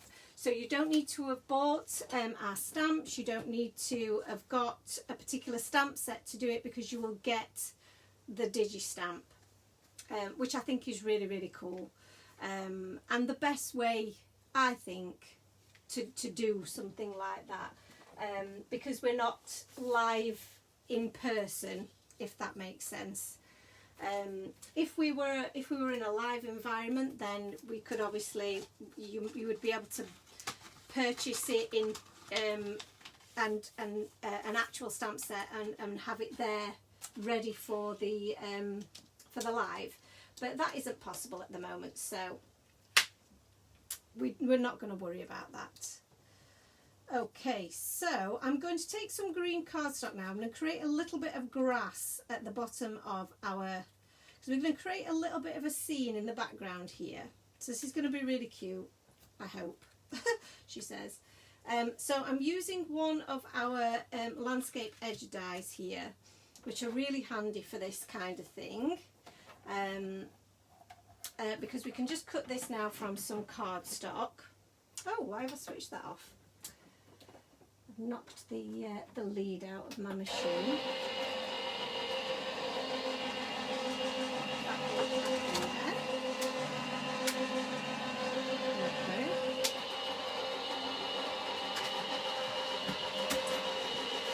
Love the plaid background on the oval. Doesn't it look good on the oval? It's just so different once you cut it out of it, cut a shape out of it. I'd really like to do this perhaps in a pink, or in the flamingo pink, or in the maybe in some speckled egg. I just think that would look really, really cool as well. So for neatness, I'm going to use the same oval die that I've put away and lost again. There we go. I'm going to use the same oval die just to cut off the bottom of this, just so that it looks, you're not going to see it, but I'm going to know that it's there. So I only want a little bit at the bottom. So let's just add a bit of washi tape on the bottom of there. And let me just check actually how much of it, yeah, that's perfect. That is perfect. So you can see now we're building this little aperture here in the middle. So we've got our base here, we've got our oval that's going to sit in the middle, and then we've got our piece here that's going to sit on top, and this is going to make for our scene. Natalie says she's got these dies and absolutely loves them, great for scenes. Lindsay says she used the edge dies on nearly every card since you bought them. That's amazing. Natalie says, do I know what's in the digi set already? So yes, it's going to be bunny themed. So it's going to be just in time for Easter, and it's going to be a scene involving some cute little bunnies. We've not done bunnies, we've done the odd bunny, not like as in a strange bunny, but the occasional bunny in the past, and in various sets that have combinations of critters. And I know you guys love the bunnies so much, so we do actually have a bunny set, stamp set coming up in the next release, which will be, I can confirm, will be the end of April. So there will be no release at the end of March. So because there's going to be no release at the end of March, this DigiStamp and workshop, I guess, will be our way of saying, here's something that you can play with now, kind of thing, until the next release comes. So we're really starting to build up our scene here, and I'm loving how this is looking so far. I feel like I want to stick my frames down first. So and I'm just gonna, yeah, and I think in terms of sentiment, maybe having something like our scripty hello, and then I can't stamp onto the background, unfortunately. So the sentiments that we've got in this set, and just add a bit of white to the back so that you can see some of this. We've got, you are the berry best, have a very good day, I can barely wait to see you. Every day with you is a picnic and let's do lunch. So there's some really, really cute sentiments, those. I like the I can barely wait to see you. That would fit, if I turn that round, that could almost fit across the bottom of there potentially. But we've also got the have a very good day. Now, the have a very good day could fit in the corner, and then we could have a hello at this side. That, I think that works quite nicely. We've got a nice bit of balance. Although if I use my little guy with his kite, is it going to interfere? No, I don't think so. But then we've got, it's a little bit too, that might work a little bit better. Possibly. Really, you want to have opposite corners. Threes do work well, definitely. But I think maybe we pop this sentiment on the inside and just leave it with the hello. I think that might work. So let's stick these down. Natalie says, that's looking great. I need to go to sleep now. Early morning tomorrow. Hello. Are we back? We lost connection for a while there. Good night, Natalia. Thank you for joining us. Sorry for the brief pause. It said that we'd got poor internet connection there. So let's add some glue to our frames here.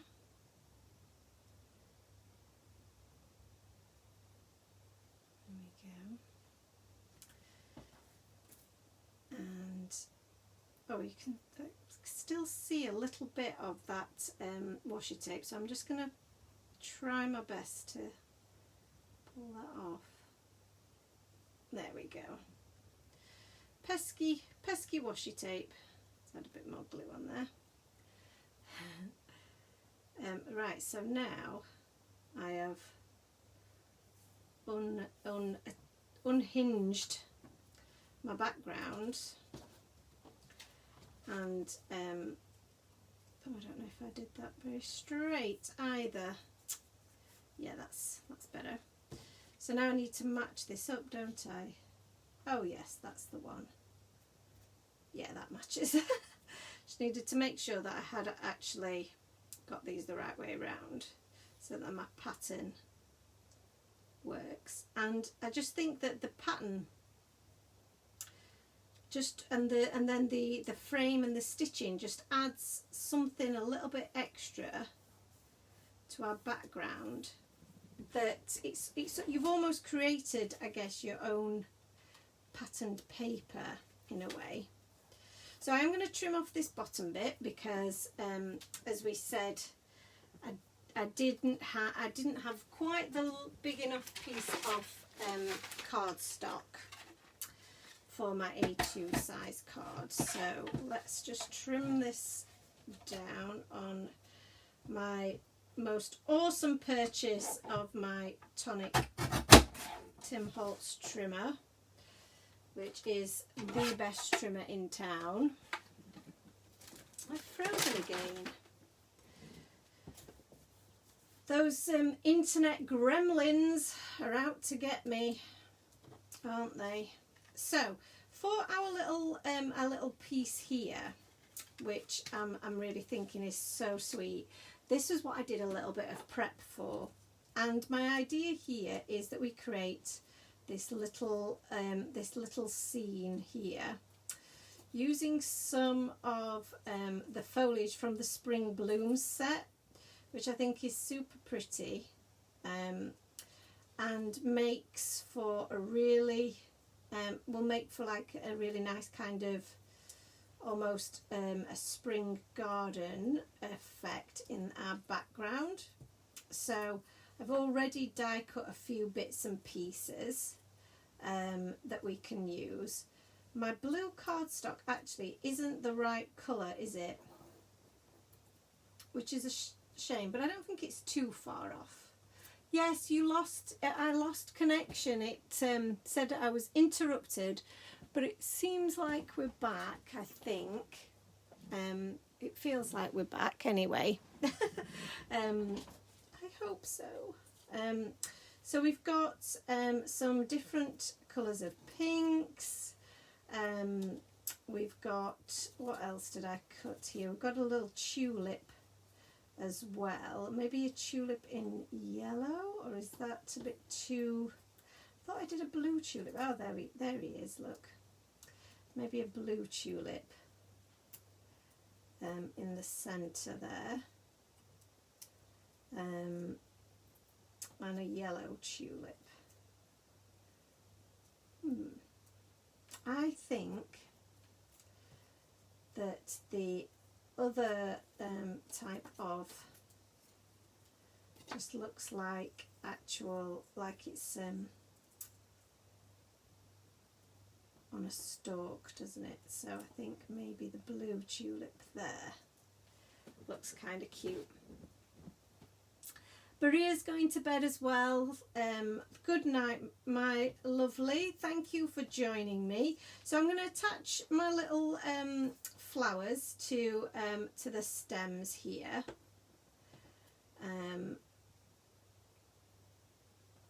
So that we can, and you can cut these down obviously and use them in whatever way you choose.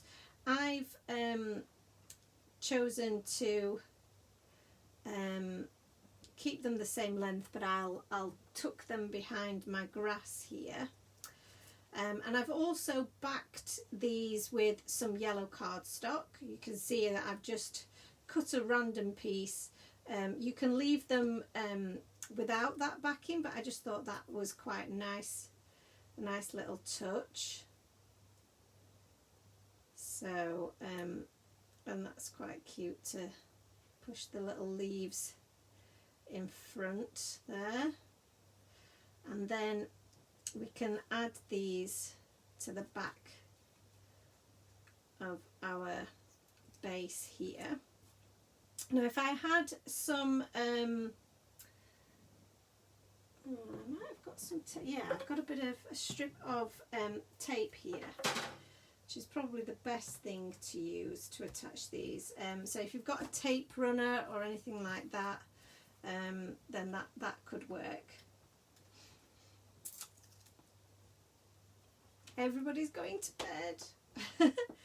I'm very happy crafting away here, so so yeah, you can definitely watch the replay tomorrow, guys.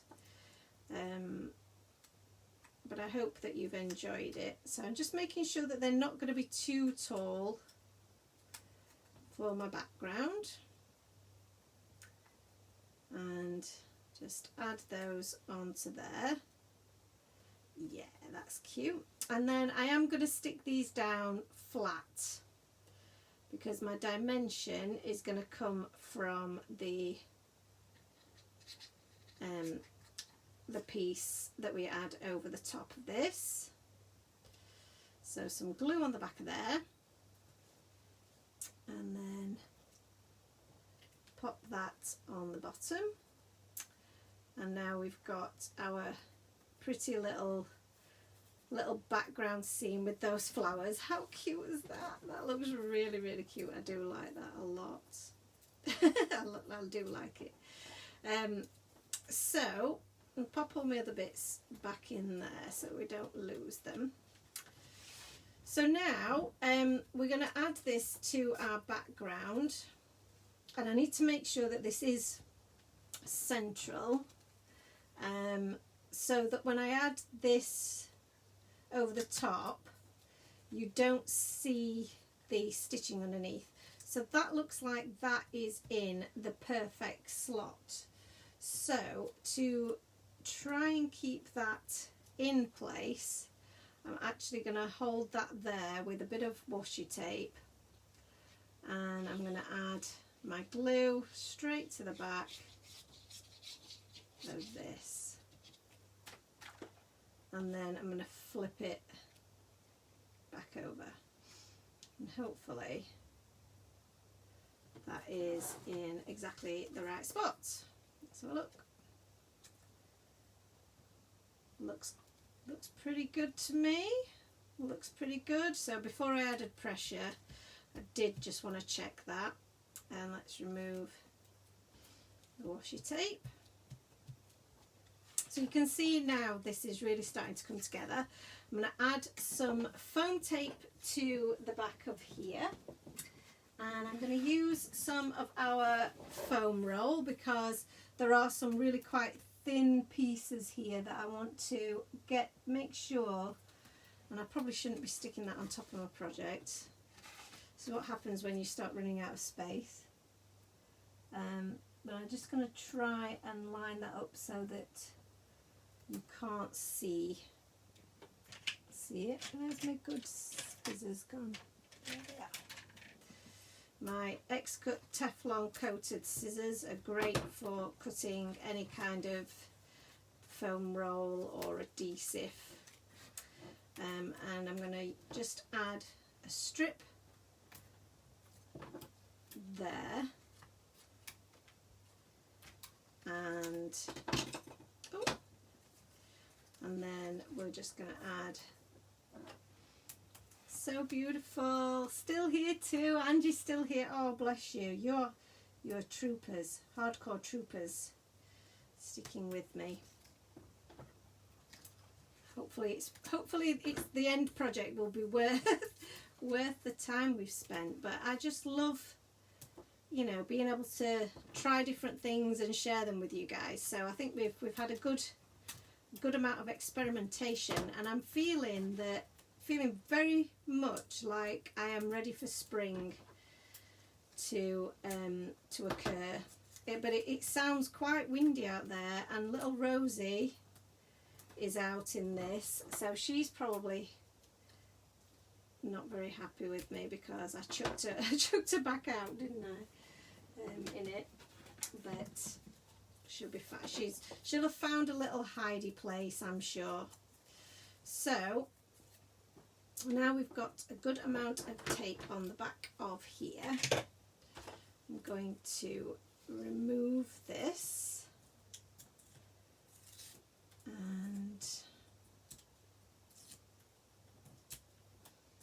and this is a really nice depth of tape, so it's not going to be too much dimension, but it's going to be just enough to give a little bit of impact away from that background.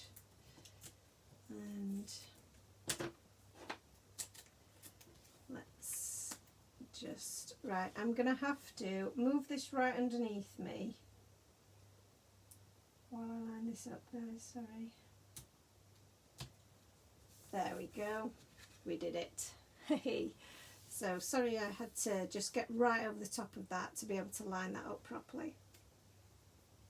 So I do like my little bear on this. Oh, which side? He does look quite cute this side though, doesn't he?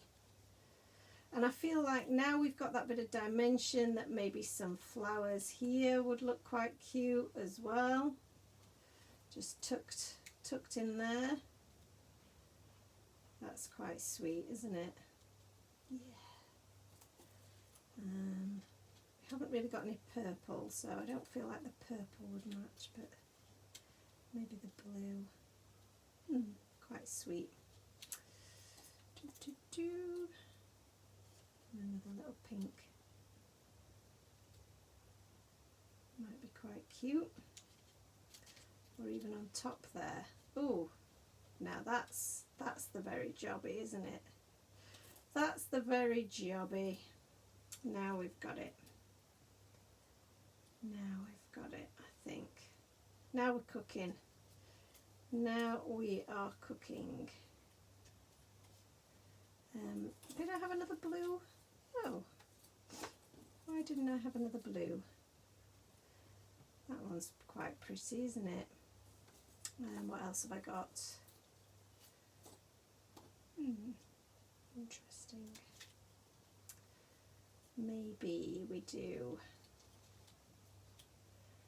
I feel like the yellow is just fading back a little bit too much, and maybe that just pops out a little bit more. And I honestly feel like I should have done a sentiment across the middle there. But it's really coming together, isn't it? The hello I like. I do quite like the black. I know it's quite bold, but I feel like it kind of matches and mirrors the black that we've got going on there in our image. So I do quite like that. I think that just looks really quite pretty, doesn't it? So in terms of sentiment, I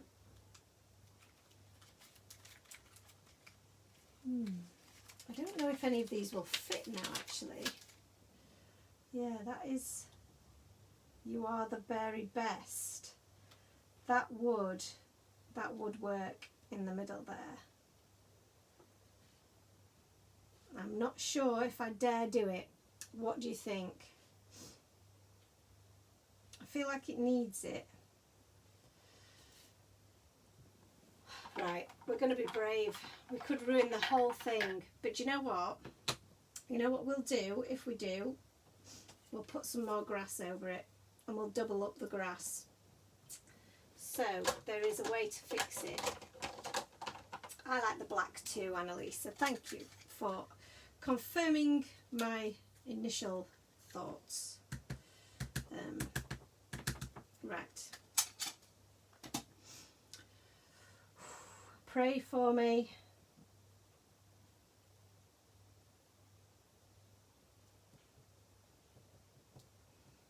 Pray for me, sisters and brothers. Ta-da! It worked! Yay! I'm buzzings about that. So what do we think to the extra flowers? Are they necessary? Or are they too much? I think my little bear is adorable. I think I need more hellos.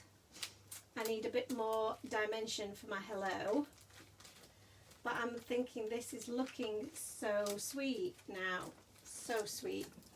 So the hello is from the oval set and just looks so pretty in any colour. But I think the black really pops.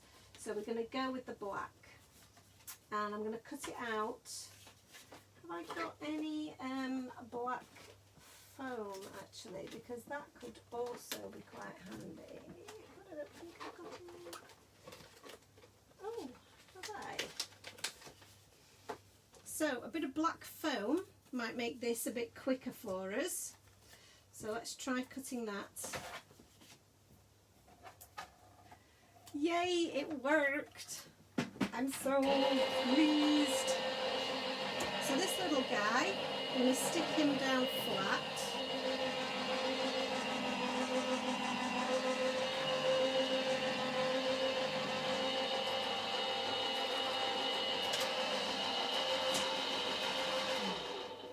And I don't mind that his little kite's going to hang off the edge there. I think that looks really sweet. That's cute. And Angie has voted for extra flowers. Thank you for registering your vote. I think I like them. Now, you know, sometimes you have to look at the screen. So I don't know if you guys do this where you might take a picture of your project just to see if you still like it, or if it's you know, it looks right. Almost from a distance. It just gives you a bit more distance and a bit more perspective, I think, sometimes. So when I look at the screen in front of me when I'm filming like this, I can see it from a different point of view, and I think the flowers do work. So now I've got my hello printed, die cut from that foam. It means that I can give it some dimension, and you're not going to be able to see, it's going to be all black all the way through, so that's going to work really, really well. So the way that I'm going to do this, just very, very carefully, is just dot, and I might use my tweezers just to hold this down. This is going to be a bit difficult for you guys to see, I think, but hopefully you can see what I'm up to.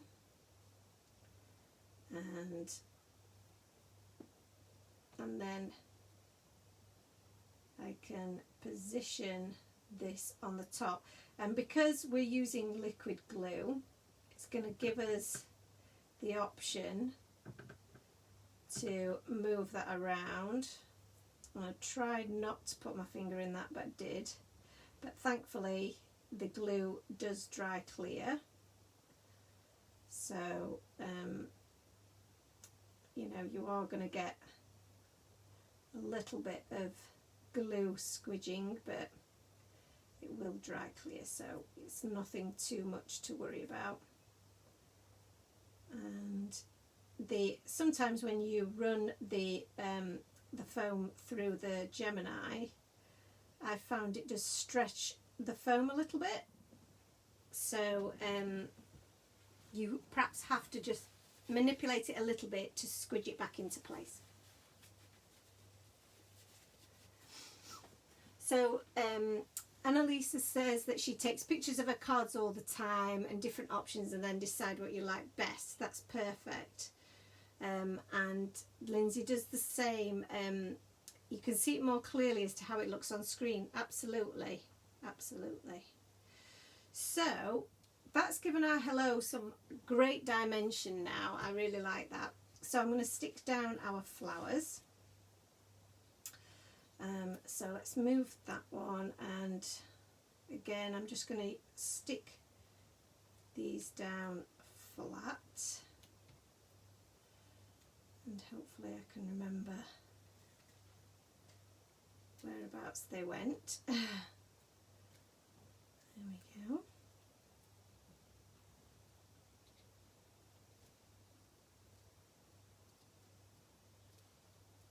Yeah, that's cute. Move that one a little bit so he sticks out a little bit more. Move that around. That looks very cute. And then my hello. So Annalisa says that she finds that a Big Shot squishes the foam down as well. So it's, yeah, I think it's the machines that have got a lot of, you know, got high pressure, which is good because they cut really well, but also can mean then that they do cause a little bit of squishing occasionally. So just attaching that with my liquid glue again, so that has really got a bit of pop and dimension to it. I don't know whether it might be a bit too much dimension now, but hey ho. So for our little bear, just to finish him off, excuse me, I just need to blow my nose. Look at all the mess around me here. I'm so messy. Let's move some of this mess out of the way. Try and clean up as I go, but it doesn't always work. So Jelly Roll pen, where are you? Here you are. So here's my Jelly Roll pen, and even though we have used watercolour, I still think that a little bit of Jelly Roll accent is going to be very cute. So just a little bit of highlight. It's not too in your face because of the fact that we have used watercolour. So it's, you know, it doesn't stand out quite as much as it does against the backdrop of your Copic markers, which are a bit brighter. But it's still, I think it still really works. And I also think that just adding a little bit of highlight to my die cuts is a really fun thing to do as well. Just really does make them pop a little bit. So just add a few little highlights there as well. It doesn't show up, like I say, on some of the lighter colours, but I think it looks really sweet. So I think that might be that card done, and I've frozen on screen again, which is very frustrating. But hopefully you guys can still see me. It's so frustrating. So that's my card complete, and we're on, what time are we on? How long did that take? Whew, it's a late one. I did tell you it would be late. So that's pretty cool. I hope you like it. I love my backdrop here. I think this is really fresh, spring kind of card. Using some older products and mixing them with the new spring blooms. So really cute scene. Really happy with that. I loved the watercolouring as well. So my plan, and I'm not going to do it now because it is obviously really late and you guys need to get to bed, but I might do this after we go off air and finish it off. But my plan was to use this background as the base of a more clean and simple card with our little bears that we've already coloured, and really make just a simple sweet scene here. We may not use all of the bears, and with a simple sentiment and maybe a few sequins and a really simple card. So yeah, so I think I might finish that off and show you how that turned out tomorrow. So there you have it. Thank you so much for joining me tonight. I think it's been so good to try a few different techniques, a few different ideas and different things, and I love how our scenes turned out. Like I say, it's really giving me spring feels, and I hope it's inspired you to try a bit of watercolouring for your images as well. Just try something a little bit different. Thank you ever so much, guys. Claire says, fab evening, going to try some watercolouring tomorrow. Annalisa rarely watercolours, but she needs to again, so it looks like some of you are going to try. So when you if you do give it a try, then do please post it on the friends page for us to see, because it'd be lovely to see how you've got on with it and what different techniques you've tried. I'm going to say good night for tonight. It seems to be my internet is only just hanging in there. So I shall see you all again. If I don't see you before, I will definitely see you next Thursday for another Facebook Live. Thanks so much, guys. See you soon. Bye.